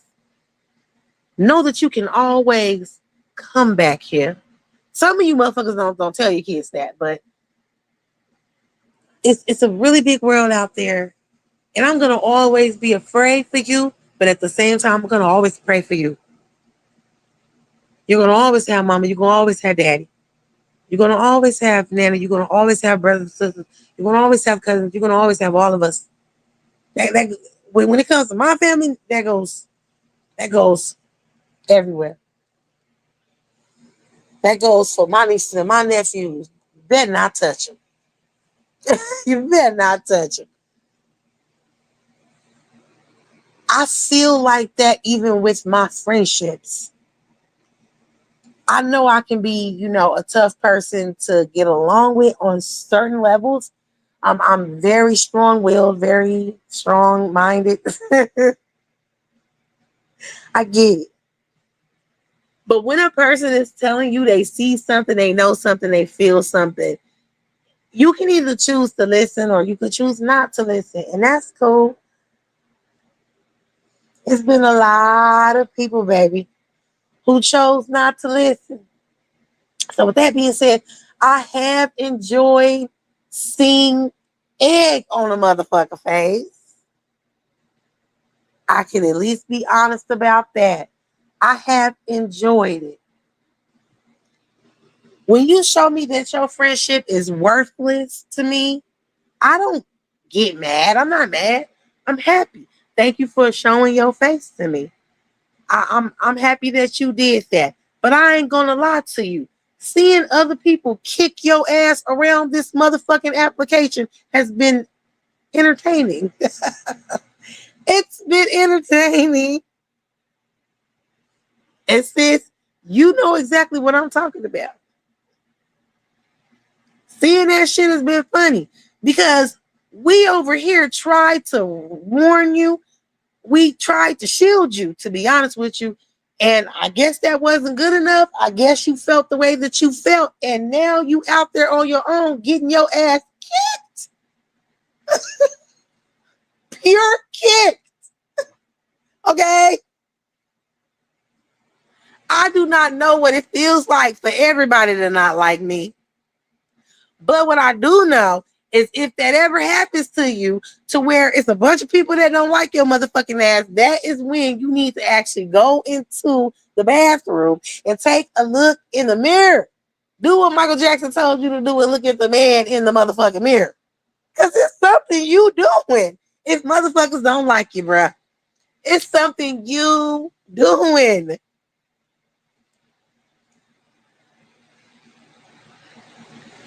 You know something going on. If a person can sit up here and drag a motherfucker and still be cool with them, okay? For anyone who I've drugged and you know, much love smooches, you know, we still good. For that to happen, specifically with me, and for you to not be able to get over that hump where motherfuckers can at least enjoy you and enjoy your conversation and hear what you have to say, for that to not happen for you, I don't understand it. At some point, maybe you need to realize that it is in fact you.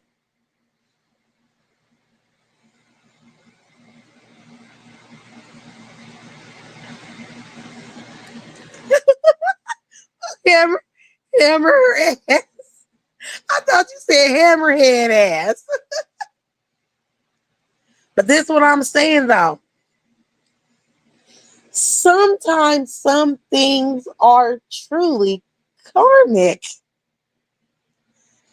And I feel like them two people that I was previously, well, the one I'm talking about now and the one that I was previously talking about, them two motherfuckers is Karma having a field day with their ass. I can't lie, y'all. Karma is having a field day with them.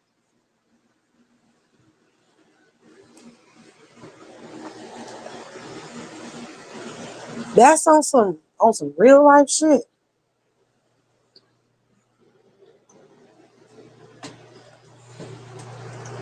My allergies.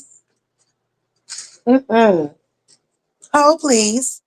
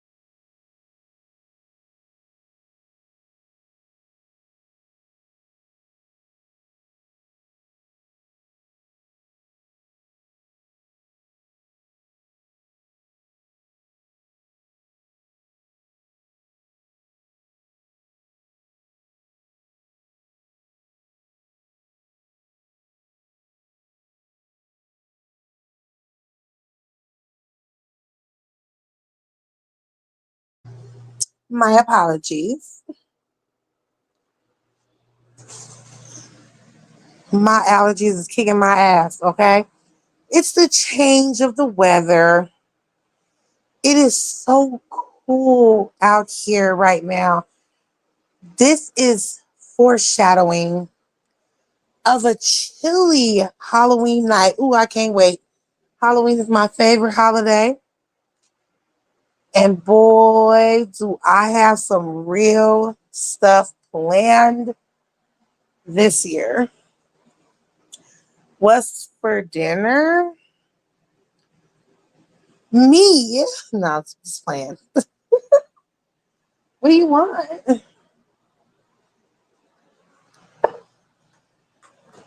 My head is hurting right now, so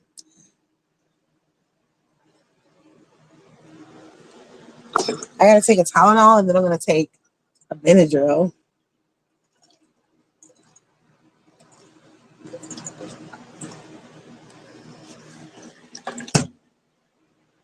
No, see, I can't play with you like that because if I do, you'll take it serious. Um, what's for dinner? I know you don't want any Italian. We had Italian last night. I don't know. You craving a burrito right now? You craving my burrito? I'm not talking nasty right now. I'm talking about my chimichangas that I bought. Are you craving my burrito? Because you can't eat no more of my burritos. Okay, burritos are off limits. I'm just playing with you. You can have one. I'm mad that I was too busy doing something else and I slightly burned my fucking cookies. Oh, sis, I have to show you. I have to show you my. Okay, now I'm gonna get into my little homemaker shit real quick, but I have to show you my new set that I have. It's a pie. It's a pie case. It's a cake case, and it's a cupcake case. I have to show you it when I'm done with this live. But it is. I love it. Oh, I love it. No, I want a big stuffed burrito. Peeps or Roberto's. Oh, you mean Pepe's? That fucking stuffed burrito from the other place on Las Vegas Boulevard. That sounds so good right now. But you know what? With your Mexican ass, that sounds good. I ain't gonna lie. Now, where are you gonna go get that from though? With the time that you get off. Oh, you know what? Roberto's is 24 hours, huh?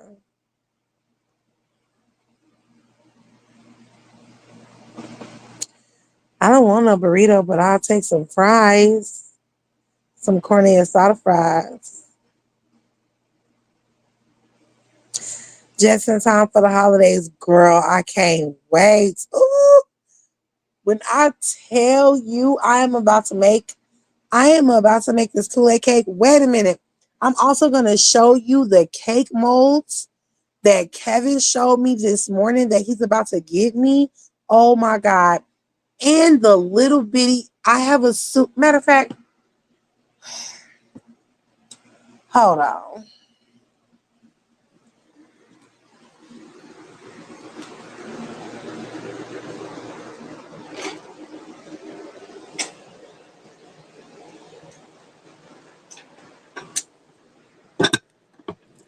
Ooh, hold on.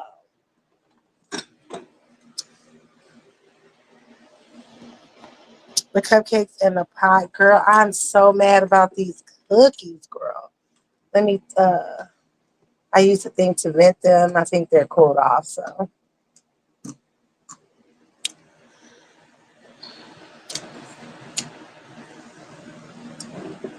I just want to show you. This is the cutest thing ever. Hold on, let me see real quick.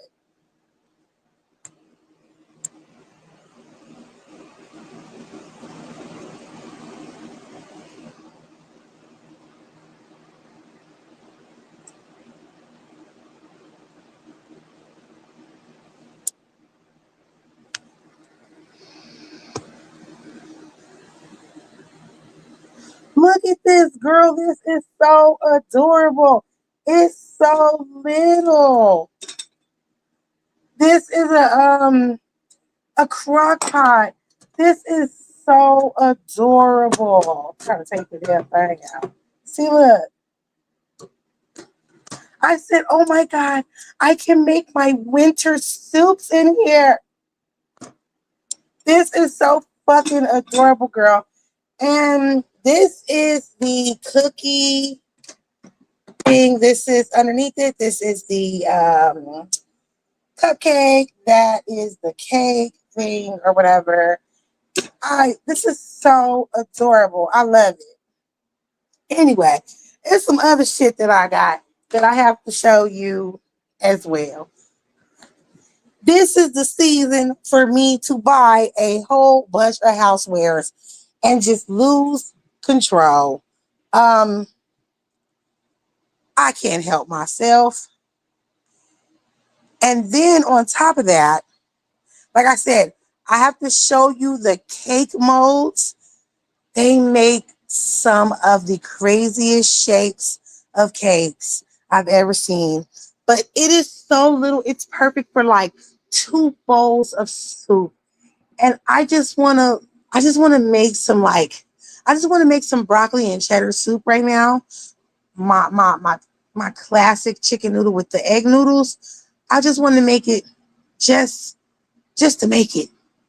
Like not well, of course I'm gonna eat it, I'm not gonna waste it, but just to make it, in the little crock pot. It is the tiniest little crock pot. Oh girl, I forgot some shit. Hold on. Now I'm about to go crazy, girl. I'm about to go extremely crazy. Let me, girl, hold on.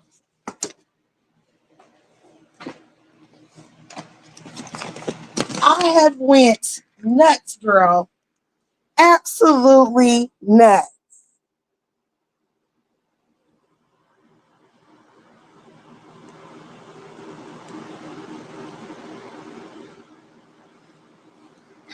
Look at what else I bought. Milkshake glasses, and these come with the cutest spoons. Oh my God. And ice cream bowls. And ice cream bowls. Oh my God, girl. I got my ice cream maker. So I'm about to get wild and crazy up in here.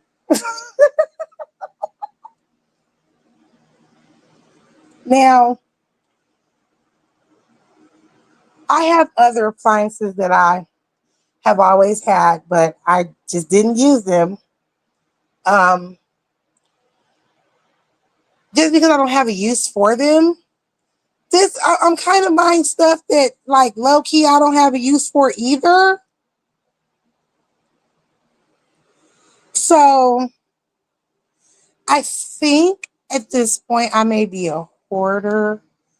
I'm trying to help myself, but I think at this point I may be a hoarder. I ain't gonna lie to you.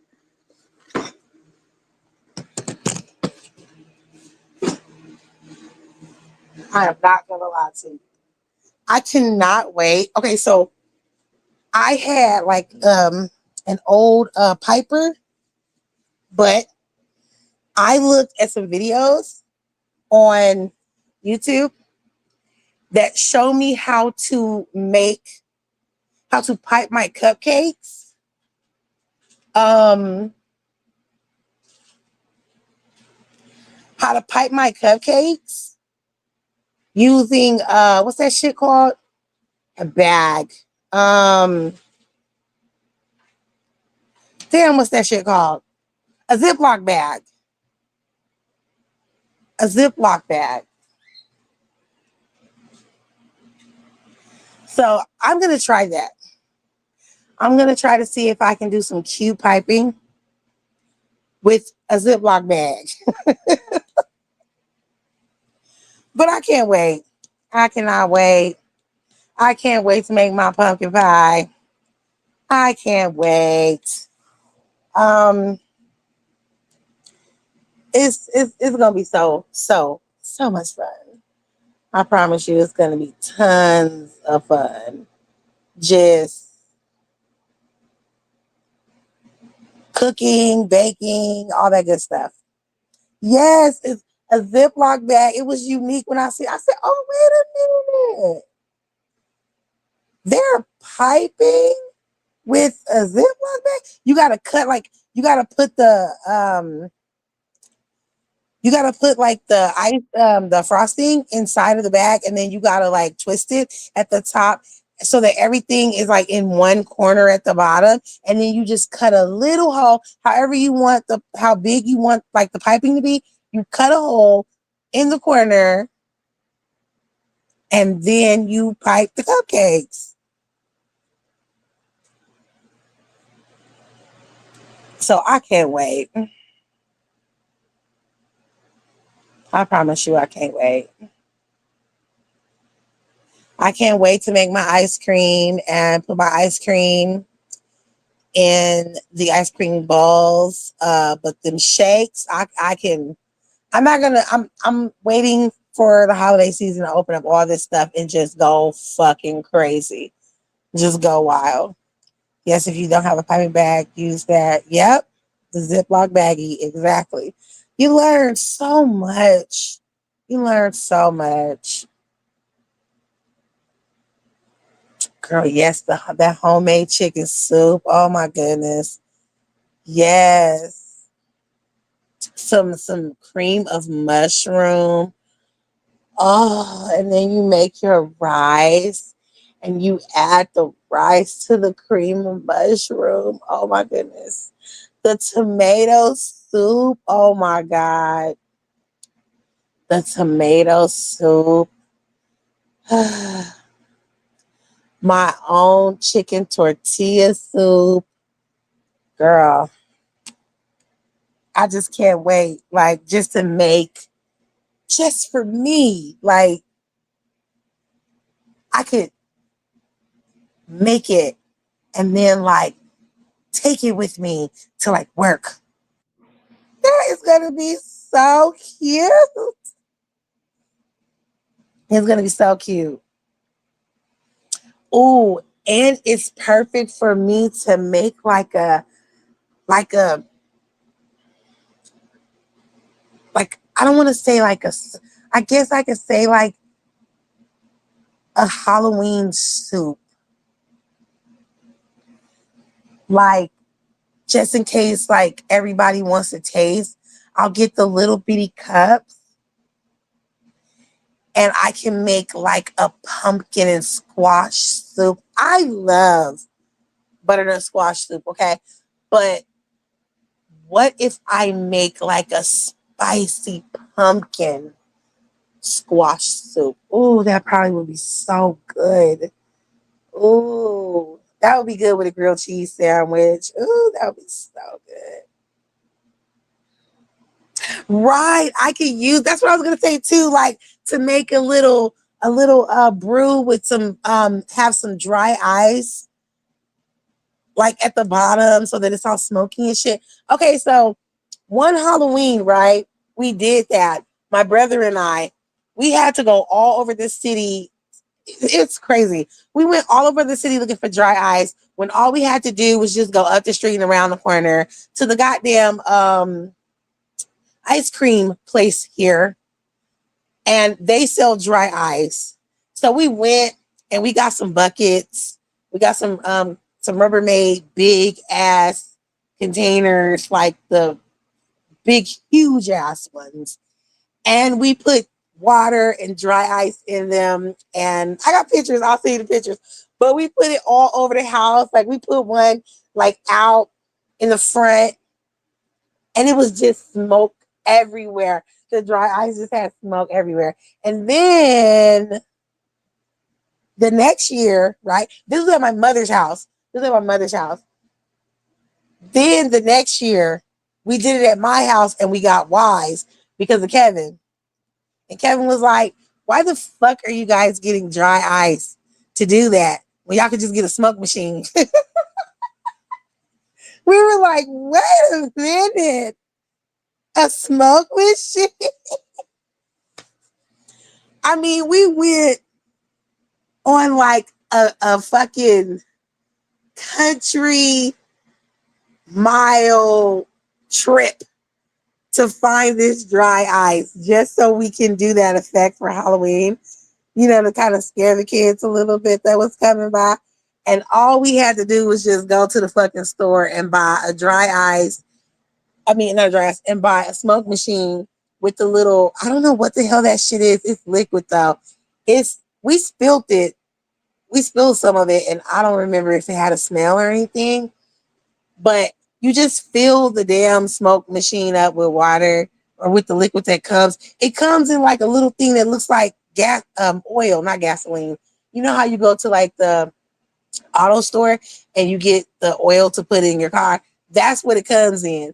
And you just fill it up and then you turn it on. And guess what? It smokes up the whole fucking house. When we bought it, we had to use it just to see how it worked. Oh my God. I ran out the house. It was smoky upstairs and downstairs. I said, dude, the fuck? And I'm just standing outside with pajamas on, and the whole entire house is just hella fucking smoky. And it took like a whole fucking hour just for it to like get out the house. We opened all the windows. We opened the patio door, the French doors on the patio, all that shit. And it still was in there like for an hour. I was like, oh my God, that shit lasts forever. So when it was time for all the kids to come, and it was like, it was crazy. My aunt was like, I love this. This is so nice. And her daughter's son didn't even want to leave. I felt so bad. I was like, oh, he don't want to go. He was so upset. We had so much fun that fucking Halloween. I think that was like 2019. Ooh, that was so fun. No, you can inhale it. Like it's not toxic. You can inhale the smoke, but it was too much. It was too much. And then we had ordered off of Amazon these sheets. It's tart paper, but it's thinner than like the paper that you would lay down if you were painting your walls and shit in your house. So it's that, but it has like bloody hands and blood splatter on it. And girl, Kevin put that shit all over the house. Like the way we decorate the house, we had a whole big ass skeleton. We had a whole big human skeleton hanging from a noose from the top fucking balcony. it was live. We had all the bushes, all the trees, everything covered in the spider web. My kids was having such a great time. Back in the day, in like 2009, 2010, I bought this huge ass spider. This spider was as big as a car. That motherfucker was so much money, girl. It was hundreds of dollars. That's it. Just so I can put it on the side of the house at the top, by I think it was a kid's window. And that shit was so crazy putting that fucking spider up there. But I also got fined for it. Um, but that shit was big as a motherfucker. It was filled with that white styrofoam or something. That's what it was filled with, but it was big as hell. And I put it on the outside of the house. And then like the whole top level was covered with the spider web, like that the spider web shit is like cotton ball or some shit. I don't know what that shit is, but they did such a wonderful job decorating, and all the kids had such a good time. My sister, she is really good with baskets. She makes all of the holiday baskets, and she got these, it looked like McDonald's Happy Meal boxes. So she had some of those, and then she had some actual Halloween baskets, and then she had some like the big paper, like the baggie, the clear baggie with the Halloween stickers on it. She had a lot of those big baggies because we didn't know how many kids was coming, and there was a lot of kids. Do you remember that boy? Um, the skeleton hanging from the noose at the top of the balcony. You remember that? That we had so much fun, and the tarp with the bloody handprints, and I had did a whole playlist of Halloween scary music and moans and groans and shit. And when they came in the house, all you heard was the little moans and groans. It was just fun. I haven't went all out like that since then. It was fun. Normally, like now, we just We just give them their costumes and shit, and we might have costumes on, and we take them trick or treating, or we go over to my mom's house because my sister's having a party, and then we just trick or treat over there or whatever. And I think this year that's what we're gonna do. We're gonna go over there and we're gonna trick or treat over there. But yeah, I know you don't have to tell me. Yeah, I know that's what we doing. But yeah, like that shit was everything. We carved our pumpkins and everything. Like every year we have to carve pumpkins. Even if we don't stay here, we have to carve pumpkins. Girl, I can't wait. I cannot wait. And guess what? It is so close. It is so close. Notice, Kevin, I didn't say shit about your birthday. But yeah, it's so close. I cannot wait. It's gonna be everything. Sis, I needed this. I really did. It's been a lot of stuff that I've been seeing, and it's especially for the last 2 days. It's been crazy.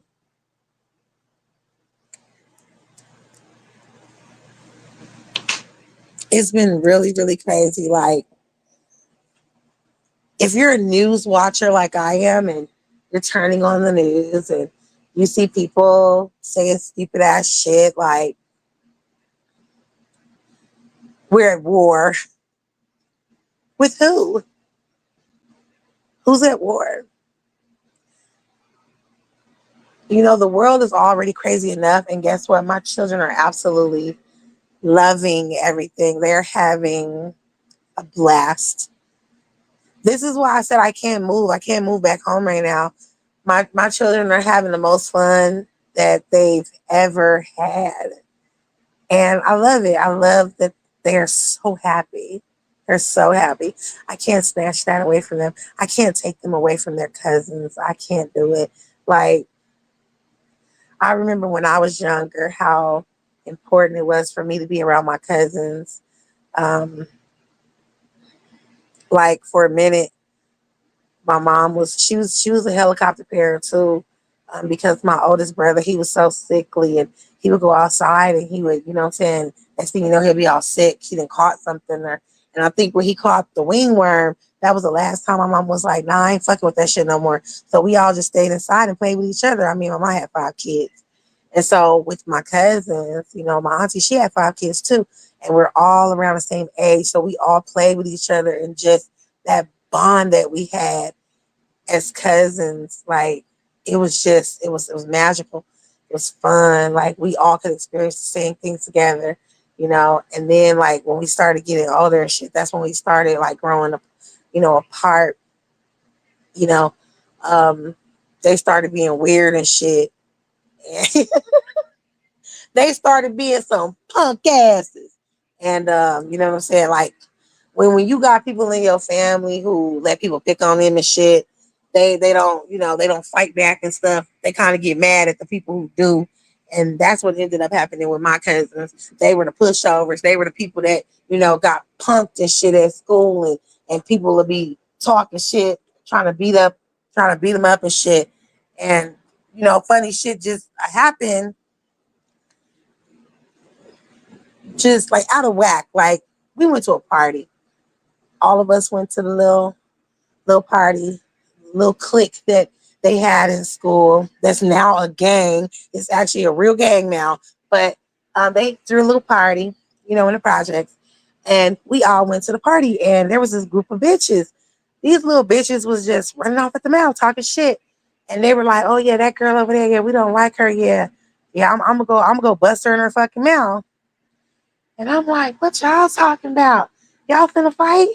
And they like, "Yeah, hell yeah." It's a bitch that, you know, was talking shit or whatever.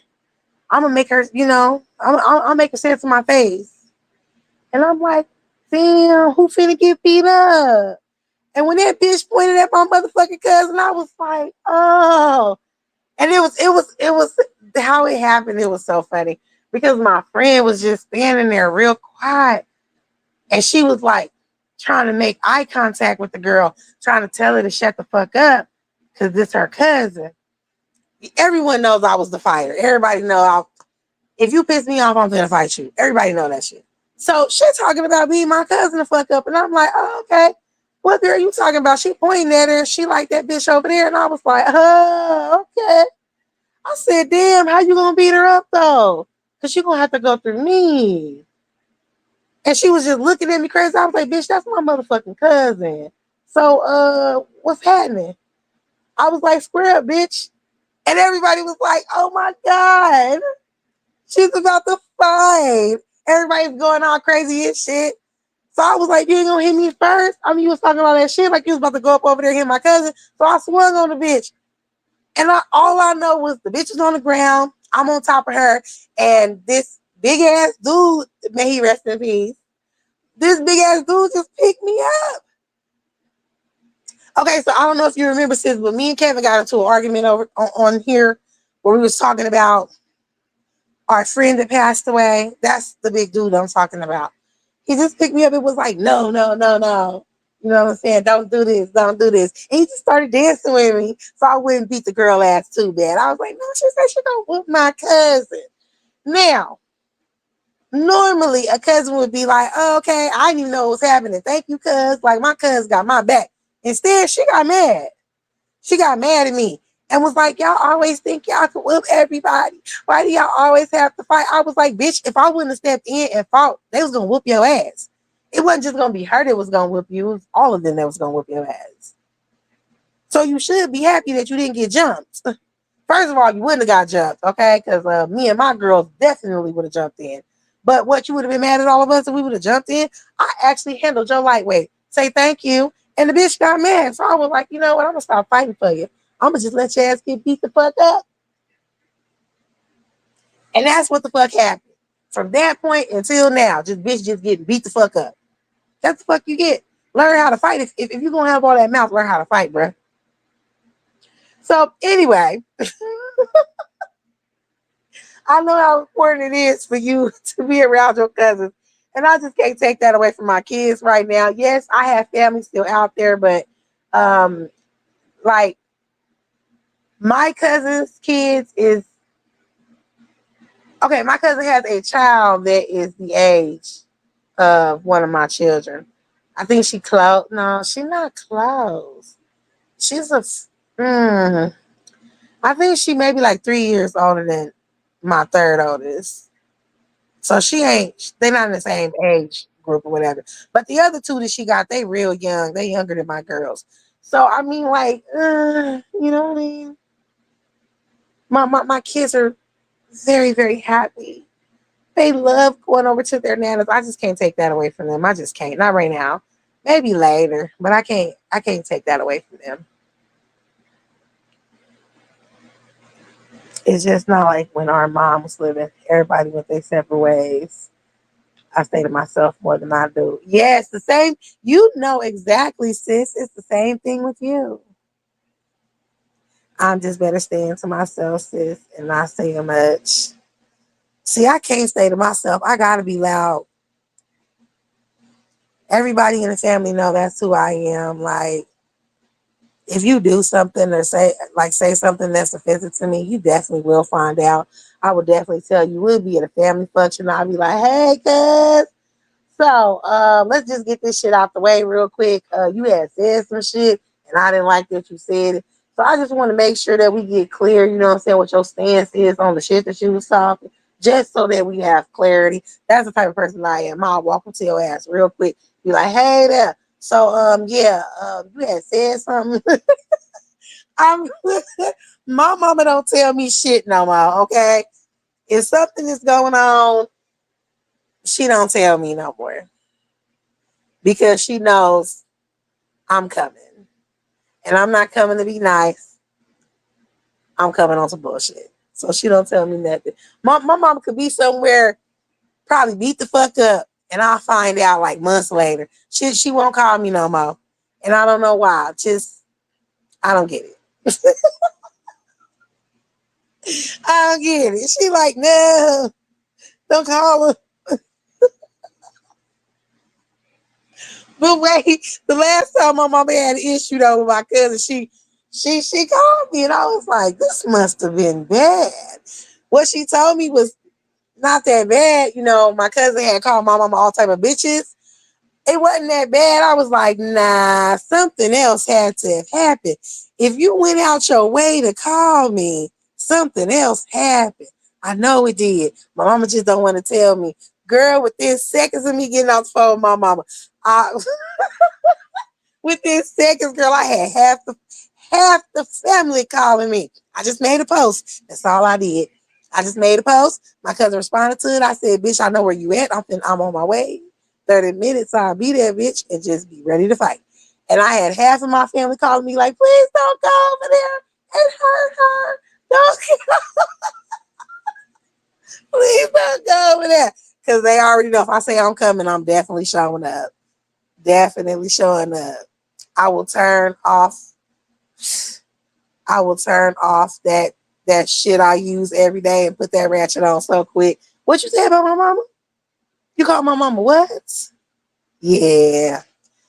Hold on, girl. Let me go put on these Nikes. Let me put on these Nikes, bitch. I'm just letting you be known. I'm just letting it be known, bitch. I'm probably gonna break a few nails in your face. I'm just letting it be known that I'm not coming over there to talk. As soon as I hop out the car, so this is just a story that I'm telling. None of this is true. None of this is real. I don't want you guys to get the wrong idea about me. Okay, I don't be out here fighting. Okay.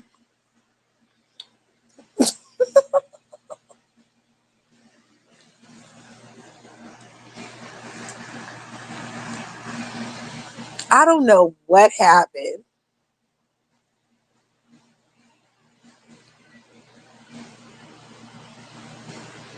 Hold on. There it goes. Ooh, yeah. My comments, it was all black. I didn't see any comments, sis. I see them now.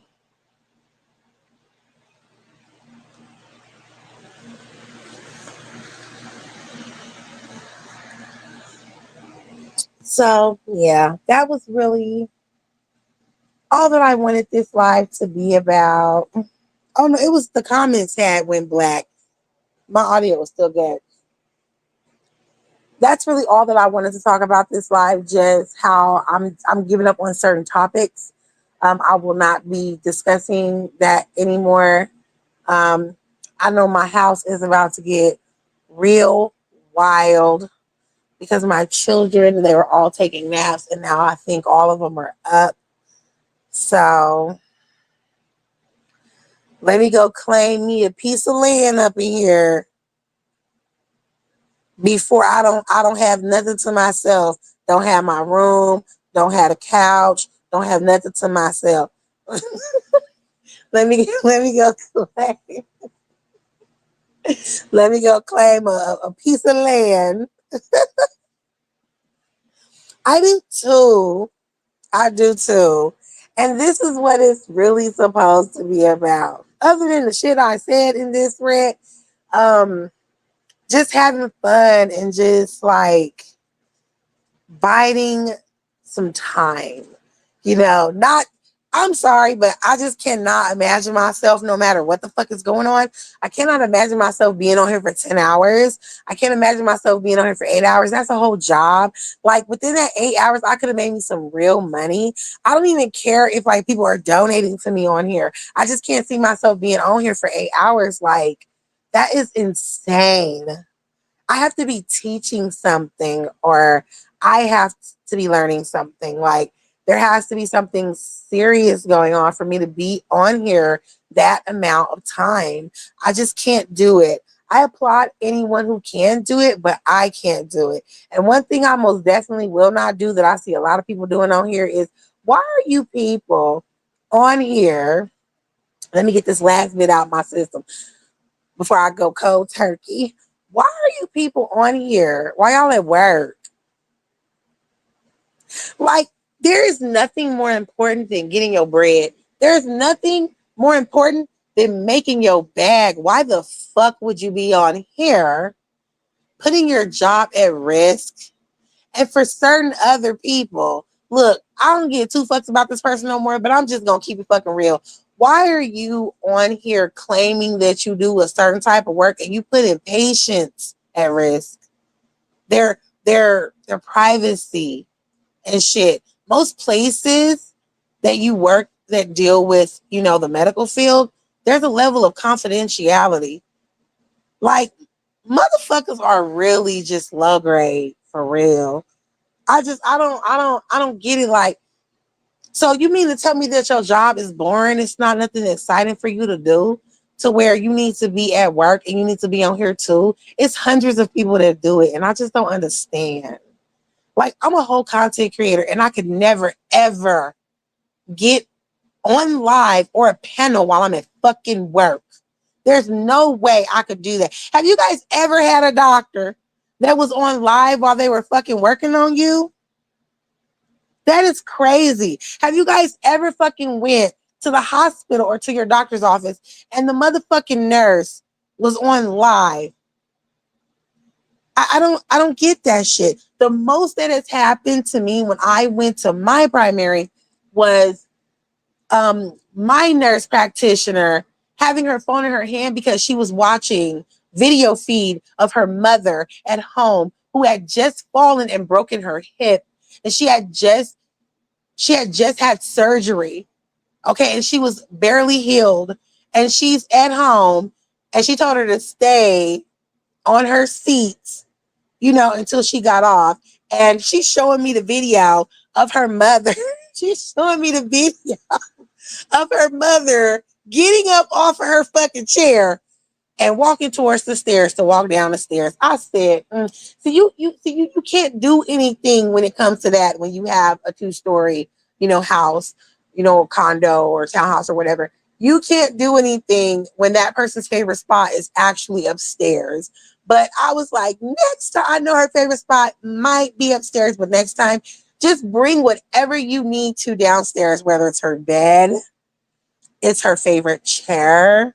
She has like her favorite television or something. Bring that shit downstairs so that she doesn't even have to go upstairs. Because I'm literally watching her mother, who just fell down the stairs and broke her hip and just had her hip fucking replaced. I'm watching her get out of her chair and walk down the stairs on her phone on the feed because she got the cameras in her house, and she's literally talking through the camera like, "Ma, sit down," and she ain't even listening to her.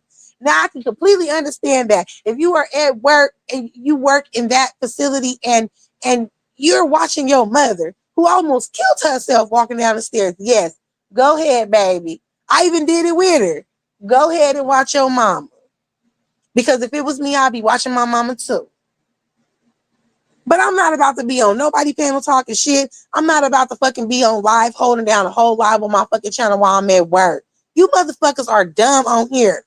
Y'all ain't been used to shit. I don't understand it. Like, what were y'all doing before? I don't get it. What were y'all doing before? It's the weirdest shit I've ever seen in my entire life.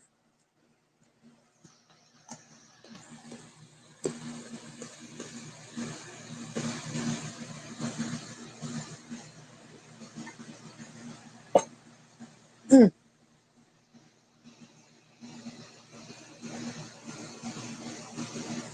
Yes, it's technically still nurse, but I'm getting there.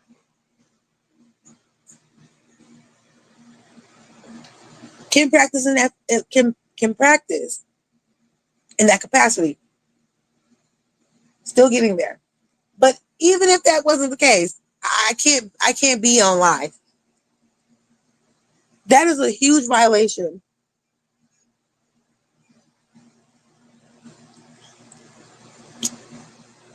Even, you know what? Shout out to everyone who works in every part of a certain facility. Whether you are security, whether you work in the cafeteria, whether you do admittance, you are the medical receptionist, you are a dental assistant, you're a DDS, because some people feel that they're not doctors.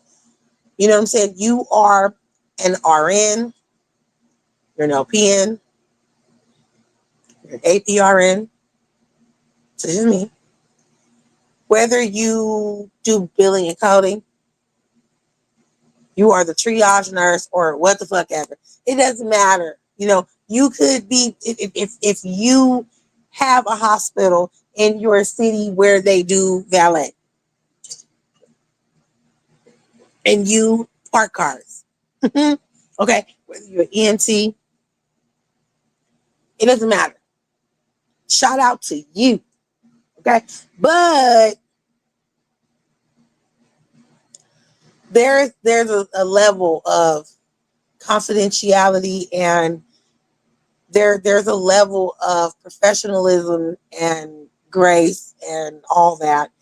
And just when you violate that, you just look so pathetic to me. I'm just being fucking honest. I can't understand it. Like, that's just like for instance, a security guard. If you are a security guard, your job is to secure the perimeter. Okay. Whatever it is you're securing, you're supposed to, you know, check up on. You're supposed to do your walks. You're supposed to make sure doors are secure or things like that. Check camera footage or things like that. Make sure, doors are locked or whatever. How the fuck are you doing that shit and you're on live? I just don't get it.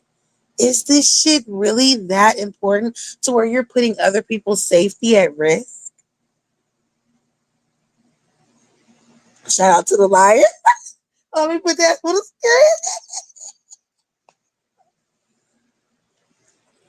screen. You are crazy, sis. Oh my God. I did not expect that. Now that shit was funny. But yes, I don't get it. Like, I just, okay, so if you're a barber or you're a hairstylist, you're a cosmetologist or something like that, you're a beautician or whatever. I get it. Okay, you're going live, you're doing hair, someone's holding the phone for you. Okay, I get it. But I'm gonna tell you from the standpoint of the customer, the patron. I am going to never come back to your fucking establishment. If you're supposed to be doing my fucking hair and you're on fucking live, I will never, ever patronize you again. You will not ever be getting any of my ducats, honey. Nothing. Okay? That's just the truth. That's just the truth. With my primary, I look, I know all of them, okay? Very well. And they know me too. That is the only reason why my nurse even showed me her phone. She would have never done that with any other patient ever. She would never have done that. Okay? So, like I said, there's a level of professionalism and what the fuck? Like, y'all need this that bad, and I completely understand it because mental health is serious in this country.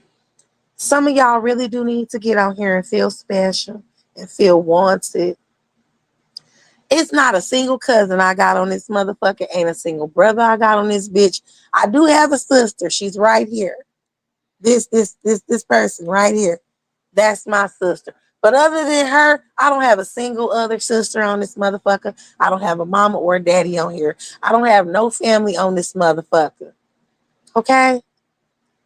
So for me to be not caring about my job, not caring about my kids, not caring about my husband, not caring about my money, not caring about my actual fucking life, and I'm on this bitch, putting everything that's real in my life to the side just so I can be on this hoe. I sound stupid even saying that shit. I feel real stupid right now. And I'm not even doing that type of shit. But just saying it out my mouth made me feel real stupid. Who he get married And where the hell is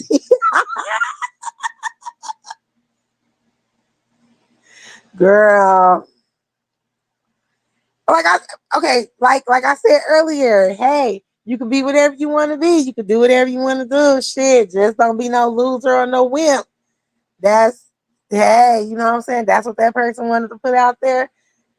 More power to more power to him. Okay. I don't have no issue with that. I don't understand a lot of this stuff. And now finally I understand why I don't get it. I now see why I don't get it, and that's just because I'm not used to it. It's not something that I've seen in my lifetime. And now since I'm on here and I've opened myself up to all kinds of people from all walks of life, I'm seeing fucking shit that I know in my heart it's fucking beneath me. And it's amazing just to see how many people are a part of some low vibrational, lower life form type of fucking activities. I am just amazed. I'm amazed. I'm amazed. You know, you're not gonna always be somebody's cup of tea. I know I'm not people's cup of tea, but guess what? I'ma still keep living because I ain't gonna give a fuck. I ain't gonna give a damn. Just like anything that I said in this motherfucking live, people ain't gonna give a damn. I'm not on here for popularity. If I was on here for popularity, I'd be showing my coochie and my motherfucking titties. And then it'd be hundreds of thousands of motherfuckers up in here. I ain't got time for all of that shit. I don't objectify myself, nor do I like women who objectify themselves. I laugh at some of you hoes. I watch you do the shit that you do, and I laugh at your ass. It's entertainment. You know, I just can't. I can't see myself doing certain shit. Like, certain shit just used to bother me. Like, I was so bothered by one of these motherfuckers that was in the chat that was just lying, and I knew that person was lying. If you gonna lie, start off small and then grow bigger. This motherfucker was lying, trying to make it seem like he was a millionaire. And I'm like, baby, if you were a millionaire, why you on here? Do you know if I had millions of dollars? Oh, baby. I wouldn't even be on here showing you motherfuckers nothing. That's what they have IG for. Okay. That's what they have IG for. Okay. Like I said, my motherfucking best friend's parents is millionaires. That nigga basically is a millionaire. Okay. There's another friend that I have that I will not say who the fuck it is. But he travels all over the world. If I wanted to like get on like that, I'd just be like, hey, um, yeah, it's something to that story, and I don't want to say it because yeah, that's gonna make me look crazy. But if I wanted to be that type of thought ass bitch, I can most definitely do that type of shit. Okay, I could be going to Thailand, Japan, and everywhere with his bald headed ass. Yeah. What the fuck am I doing that for? I'm a married fucking woman. I ain't got time to be doing all that shit. All I'm saying is that y'all should know people like that in y'all lives as well. Um, in a private life, sis, I'll tell you that story. I'm gonna wait until like Kevin is here. Um, so I'll tell you that story while he's near me, so he don't get mad or whatever. But yeah, y'all should have people like, excuse me, y'all should have people in y'all lives like that too. But guess what? I just thought about something. Maybe y'all don't because of where y'all live. You know what I'm saying? See, I live in Vegas, so yeah, maybe that's why y'all might not have people like that in y'all lives. Like y'all don't have best friends that live in other countries and shit. I don't know. Maybe that's why y'all don't have family members that are currently living in Japan and shit. So I mean, like maybe that's why. Maybe that's why. I don't know. Like I said, I keep having to remember that we are not all the same. We come from different backgrounds, different walks of life, and I can't be on here like, oh my god, that is so stupid what they're arguing about. They're arguing about the dumbest shit. Like to me, it's stupid, but probably to them, it's really important because that's what they have. You know what I mean? That's something I would never do. I would never lie for something. There's no reason to. Who are you trying to impress? Everybody on this motherfucker ain't nobody. I'm just being honest. If you ever feel like you are nobody. Just know you are somebody to somebody. I'm just being honest. And I also have to take into account that there are people that's just like you, sis, who live in small towns and, a lot of shit. Well, I'm not saying there's not a lot of shit popping where you at. I'm just saying where, like, in these small towns, yes, baby, it's a lot of shit that's not popping. So I gotta stop thinking like that. That's why this is my last live talking like this, thinking like this, because I even had to come, you know what I'm saying, to a consistency with myself. Like, Orion, you have to understand that you stay in the party city of the world. Okay. There's always something popping here. There's always something going on here. There's always a party going on. There's always throughout the entire day something you can do. I can go crash anybody's siesta. Okay. I see somebody cooking the pollo on the grill. I see them with the Coronas, the Modelos. You know what I mean? The Pacificas. I'm there. Can I have some chicken? You know what I'm saying? I can just walk up and be like, "Can I have some chicken?" And 9 times out of 10, they be like, "Come, bring the fam." And next thing you know, we all motherfucking drinking beer and we eating chicken. I'm just being honest. My neighbors is like that. So it's not like that everywhere else. Hey, what you guys doing this weekend? You wanna go downtown? Hell yeah, let's go. Going downtown to have some fucking drinks and partying on the Fremont Street Experience. Like, other places is not like that. So I gotta stop being like, I gotta stop forgetting that type of shit. That y'all sitting up here arguing over the dumbest shit. Like, it's, I don't know.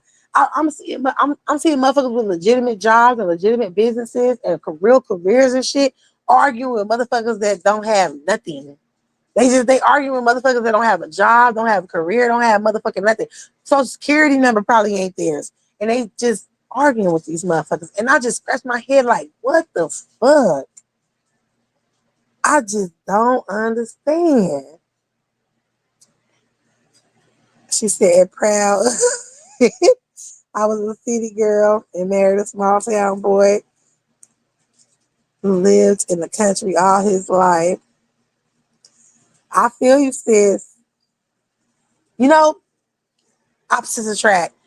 Opposites way of living as well attract. Shit, I'm completely, well, at one point I was completely opposite from my husband. But you know, we got together and made it work.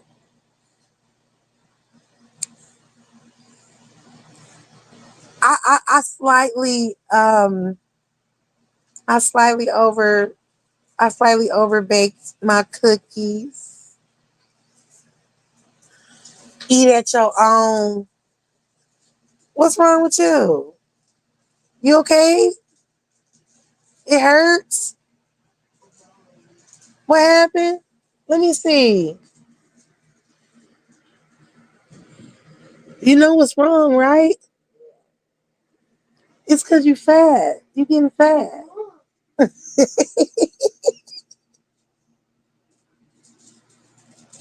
That's why you eat too much. You eat me out of house and home. It's just too much food going in your belly. Oh my God.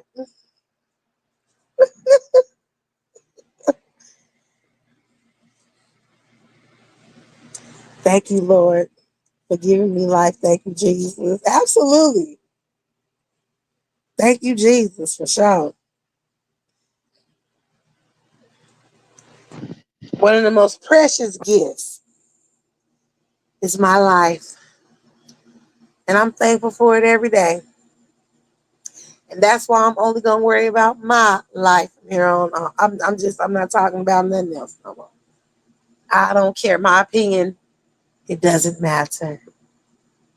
It just doesn't matter.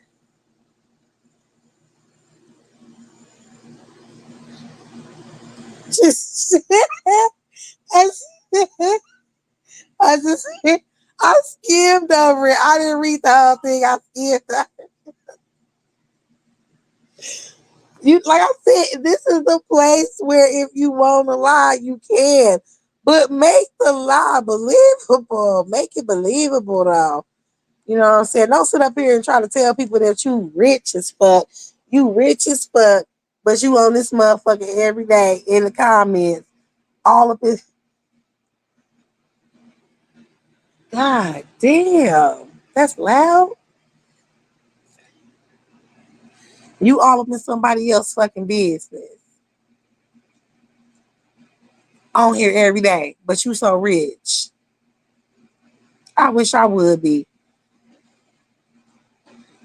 They better not give me no whole bunch of money, boy. They give me a whole bunch of money.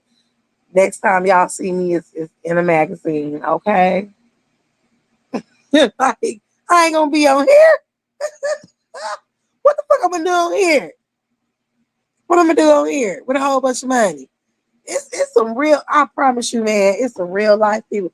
One person on this motherfucker told me they got 14 fucking, they have 14 rooms, I promise you. 14 rooms in their house. This motherfucker was trying to say he was rich as hell. I said, I'm so lost. You rich as a motherfucker, but I don't never see you donating to nobody. And when you do send something to somebody, it be a funky ass dub. I'm so confused on how you rich as fuck, but you on here every day, all day. I see you in everybody motherfucking chat. It be like 20 people live in one day, and you be in all 20 of them people motherfucking chats. And I don't see your motherfucking ass with no membership. I don't see your bitch ass motherfucker donating a goddamn penny. I'm just so confused. When that nigga told me that shit, I'm never gonna live that shit down. 14 rooms. I said, motherfucking bitch ass nigga, show me 14 doors. Don't show me anything else. You could turn the camera off, and as soon as you get to the door, right? Show me the door. I want you to show me something on the door that shows that it's a different door. And I want you to do that 14 times, nigga.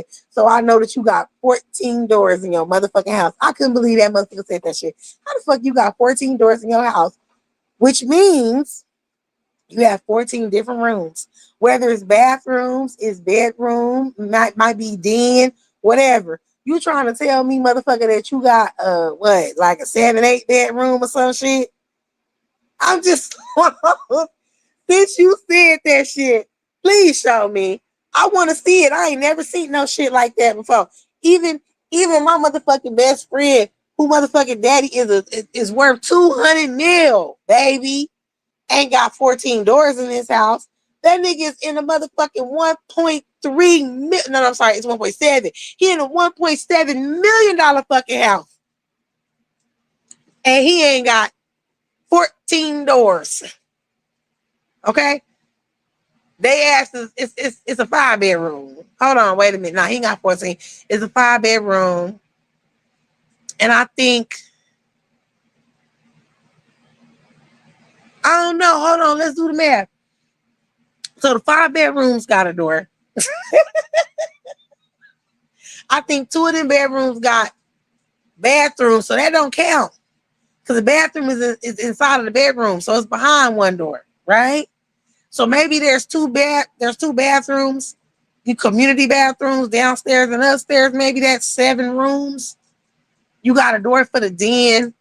You know, you maybe have a den. Maybe you got a the last house they was in, it was 3 stories. I haven't been to this one. I only saw it. I only saw the outside. I ain't been inside of it yet. I saw it before they bought it. So I saw it when they were looking at it. Well, no, they weren't looking at it. They were closing on it. But I haven't been inside of it yet. So I don't know if it has a basement or whatever. But we're at 7. We're at 7 right now. Okay. So let's say that like the laundry has like a door. That's 8. Are you counting pantry? Because if you count pantry, then that's about 9. If you have like a hallway closet, or maybe you got 2 hallway closets, we had like about 10, 11. We getting close to 14. We getting close to 14. Hold on. Nigga, I'm just being honest. Boo, that was such a lie. It was a trash ass lie too. I just was like, damn, if you gonna motherfucking, yep, said some stupid ass shit like that. For sure he did. And I was just sitting up here confused, like, if you gonna lie, make sure the lie is believable. Because if you saying all this motherfucking shit and you not finna show this shit, why is you arguing with me? Because off the rip, nigga, I'll turn on the camera and show you my shit off the rip. So why are you arguing with me? I just didn't understand that shit. That shit was weird. That's that same motherfucker that tried to say I was lying about my situation and shit. Motherfucking ninja, that nigga don't even know what the crack of my ass look like, but sitting there trying to say I'm lying about some fucking shit, bitch ass nigga. We don't even know if that's really fucking you behind. Matter of fact, I know that it ain't really you, but we gonna leave that shit alone. Fake ass nigga. But anyway, this is my whole point about this fucking app. It just uh, it's just all the weirdos come out, and this is where they thrive. I feel like I stepped in some sand, and when my toes got deep enough in the sand, like all of the worms came the fuck out. And this is a place where I don't want to step no more. Like I don't want to be stepping here. That is how I feel sometimes when I'm on here, and that's why I'm just going to be quiet. I'm just gonna watch. I'm going to be slightly entertained. I'm going to laugh. I'm going to clown secretly.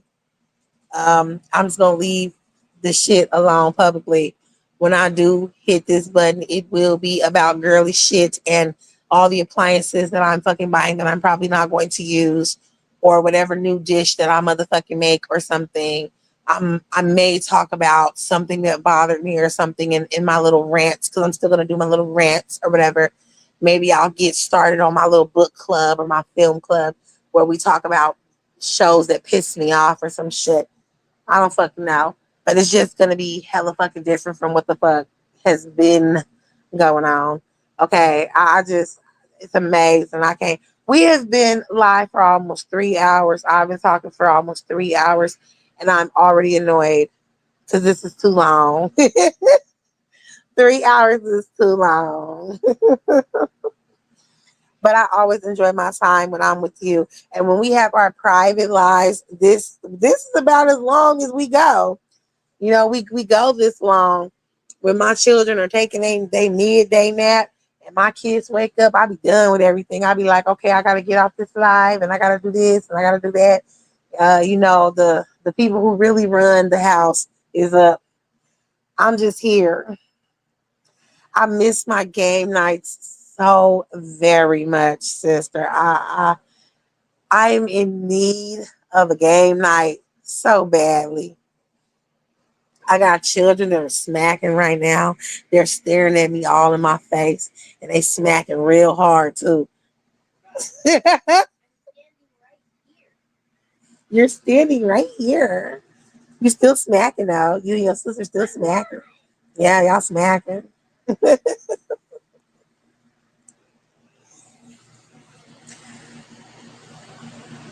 I'm trying to make it into the three, but I don't give a damn.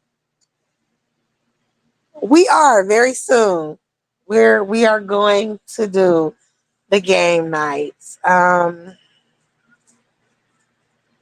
Remember, I told you when I was on my little staycation, I'm just gonna go ahead and just pay for this raggedy shit so that we can have our game nights and have a ball, because that was one of the best parts of my channel. I always enjoy that with you. I still have like my last game night uploaded that I never ever did. It's so expensive. So you ain't smacking? So you ain't smacking? No? Up there you chewing like a goat. She just standing right here in front of me, just staring, chewing like a goat.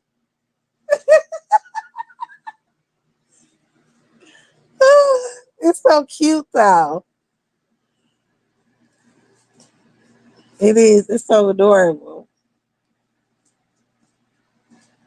These children, boy,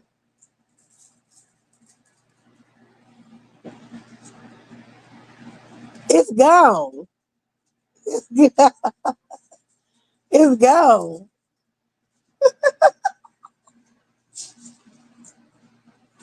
These kids, oh my goodness. Right, loving her food, loving to eat a person out of house at home. Lord, y'all dad got 2 more hours. This is the time at night when I start to feel nauseous. From whatever I ate from breakfast or lunch, this is the time when I start to feel nauseous. My stomach is so weird, bro. I just don't understand. Children are, how can they eat so many sweet items? I can't eat even one. Like I have a whole like jar full of candy, and I think I've eaten one piece, maybe two, maybe two. Like I just don't understand how they could eat candy like that. I don't remember eating candy like that when I was a kid. Like for breakfast, I want cereal, and then for lunch, I want like a small sandwich or something with cookies and milk and Pop Tart and shit. Like I don't get it. Kids are so like vibrant. I would have been on the toilet. I just can't eat sugar like that. I don't know why. I can't. She said it's because I'm old. Oh my God. I'm devastated.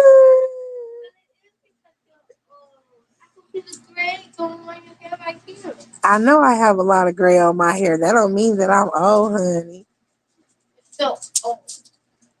I'm sure we did, sis. I know I did, but now I'm diabetic. I crave sweets. Girl, I can't. I try so like I can't eat ice cream, none of that. Just I see my children eat ice cream and my stomach just start bubbling. I don't know what it is. My body just hates sweets. Like there'll be times when I need to drink a soda. Like I'll wake up and I'll be like, I want a Coke. And as soon as I drink that Coke, I'm messed up the whole day. Like my whole day is over. I gotta take acid reducers and shit just because it messed my stomach up. Like 2 sips of some soda, girl, I'm messed up. The only thing that I eat all day that contains high amounts of sugar is bread. I tear some bread up. I like all kinds of bread. Loaf of bread, Kaiser rolls, Hawaiian sweet rolls, cornbread, all that. I eat the hell out of some bread. But that's it. Like juice and I see my children, they gotta have their juice. And I'm just like, yeah. For a minute, like, Hawaiian Punch makes juice, right? And I like the green one. Well, I used to like the green one. And then they make like a tropical one that's kind of white. I used to like that one because I could add liquor to it and it would taste like a peanut. Now I don't like any of them. Like, I don't know what it is. It's got a chalky aftertaste. She vibrant. Y'all go see. I know she just came out of nowhere and was like, it's because you're old. I'm like, oh my gosh, you guys think I'm old. Girl, look at it feels like just yesterday when I was the teenager and my mom was like my age. I never thought my mother was old. I still don't think my mom's old now. I feel hurt.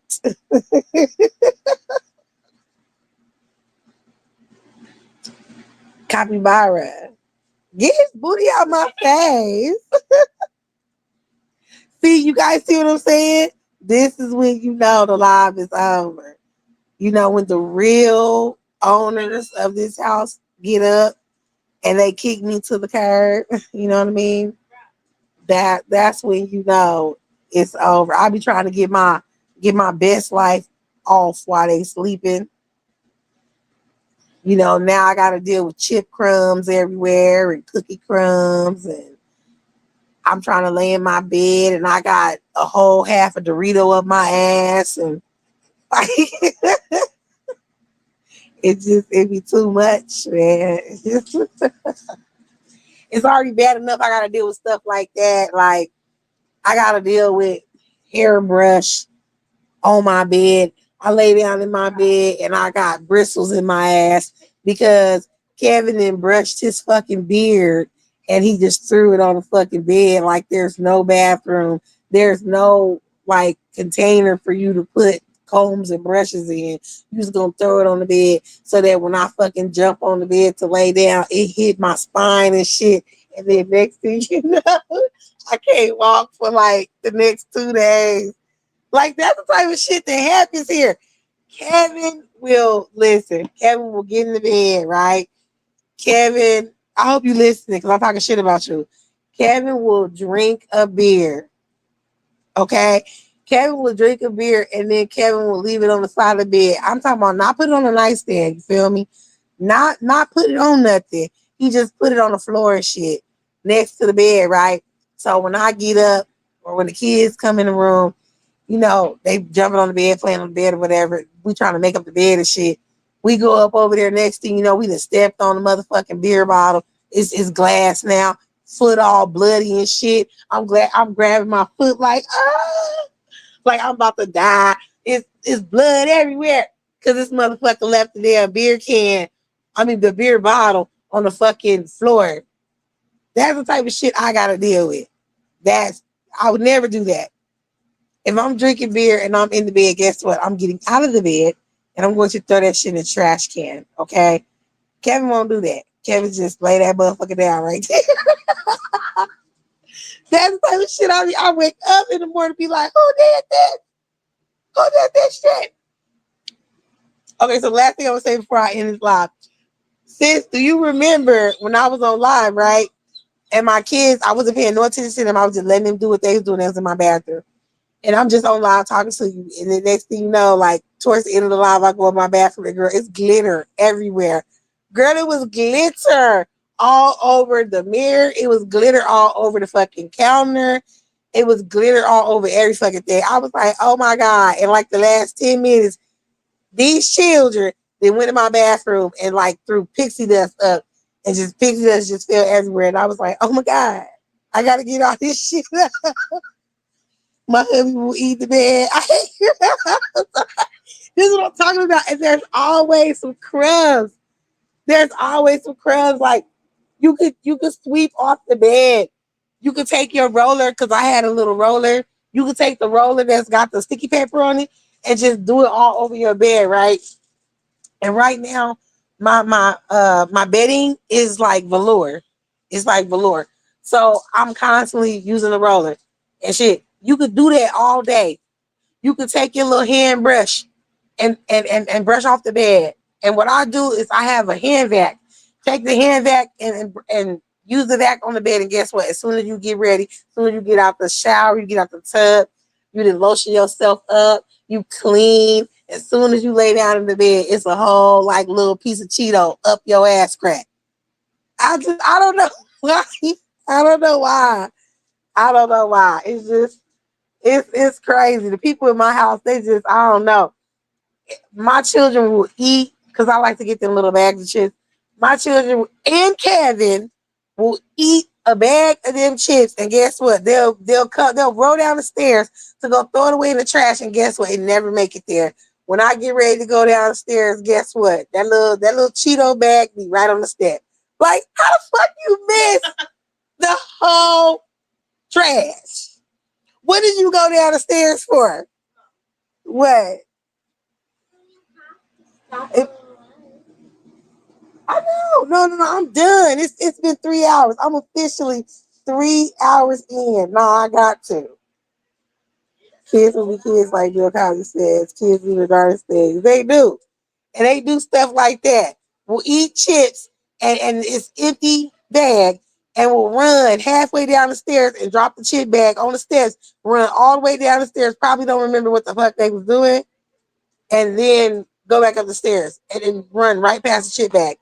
So then when I get up and I go down the stairs, guess what? Chip bag is on the steps. Okay. And I'm like, who did this? They don't care. Everybody will run past the chip bag. I have another tangerine, not the doll. It's the puppy. I think I showed you the puppy. The puppy with the orange outfit on. That's the new tangerine. I got him with me right now. He's right here next to me. And Capybara. Capybara's next to me too. Tangerine only got one leg. Go put her back. Girl, they still have Tangerine and she only got one leg. Her head comes off. All that. They cut off all her hair. You know, she didn't really had that much hair, but they cut off all her hair. That's how you know when girls is done with dolls, when they cut their hair and shit.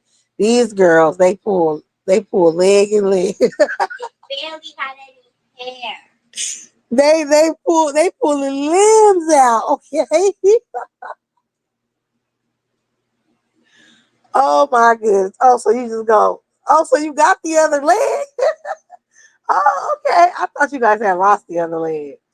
But no, they got the other leg. So Tangerine is together. You just gotta hold her legs together? Oh no. Hold on. Why her leg look different from her body? Why her body? Why her body look tan?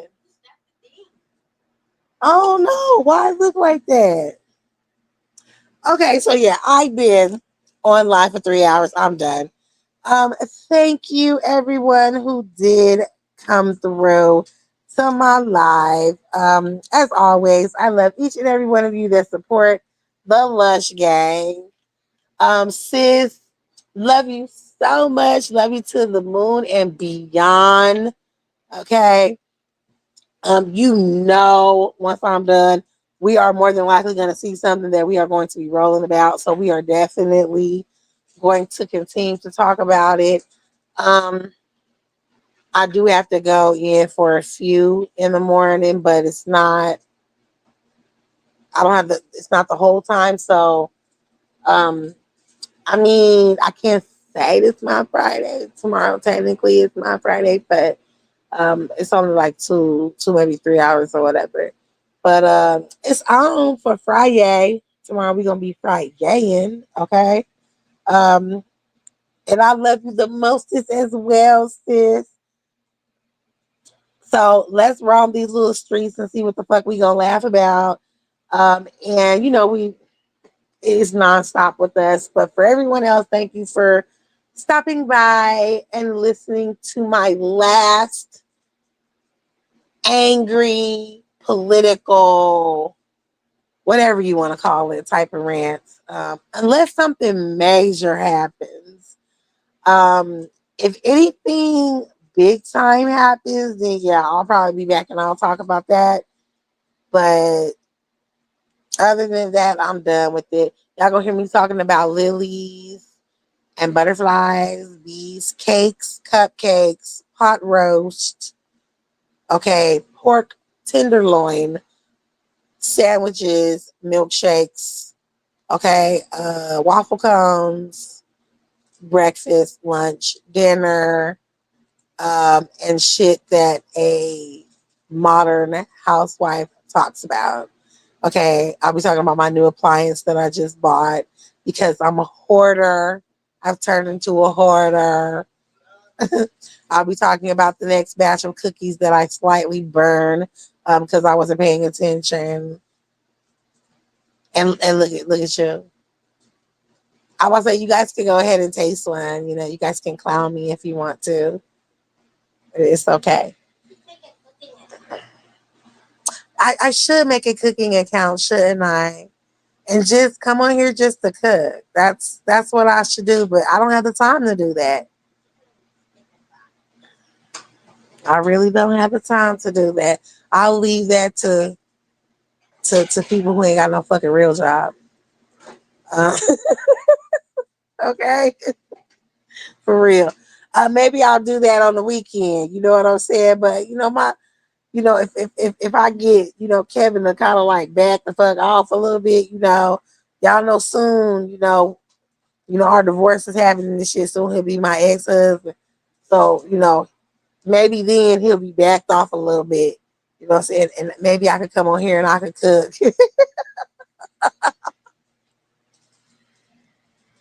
I just be talking shit. Y'all know he ain't gonna never go no fucking where. Um,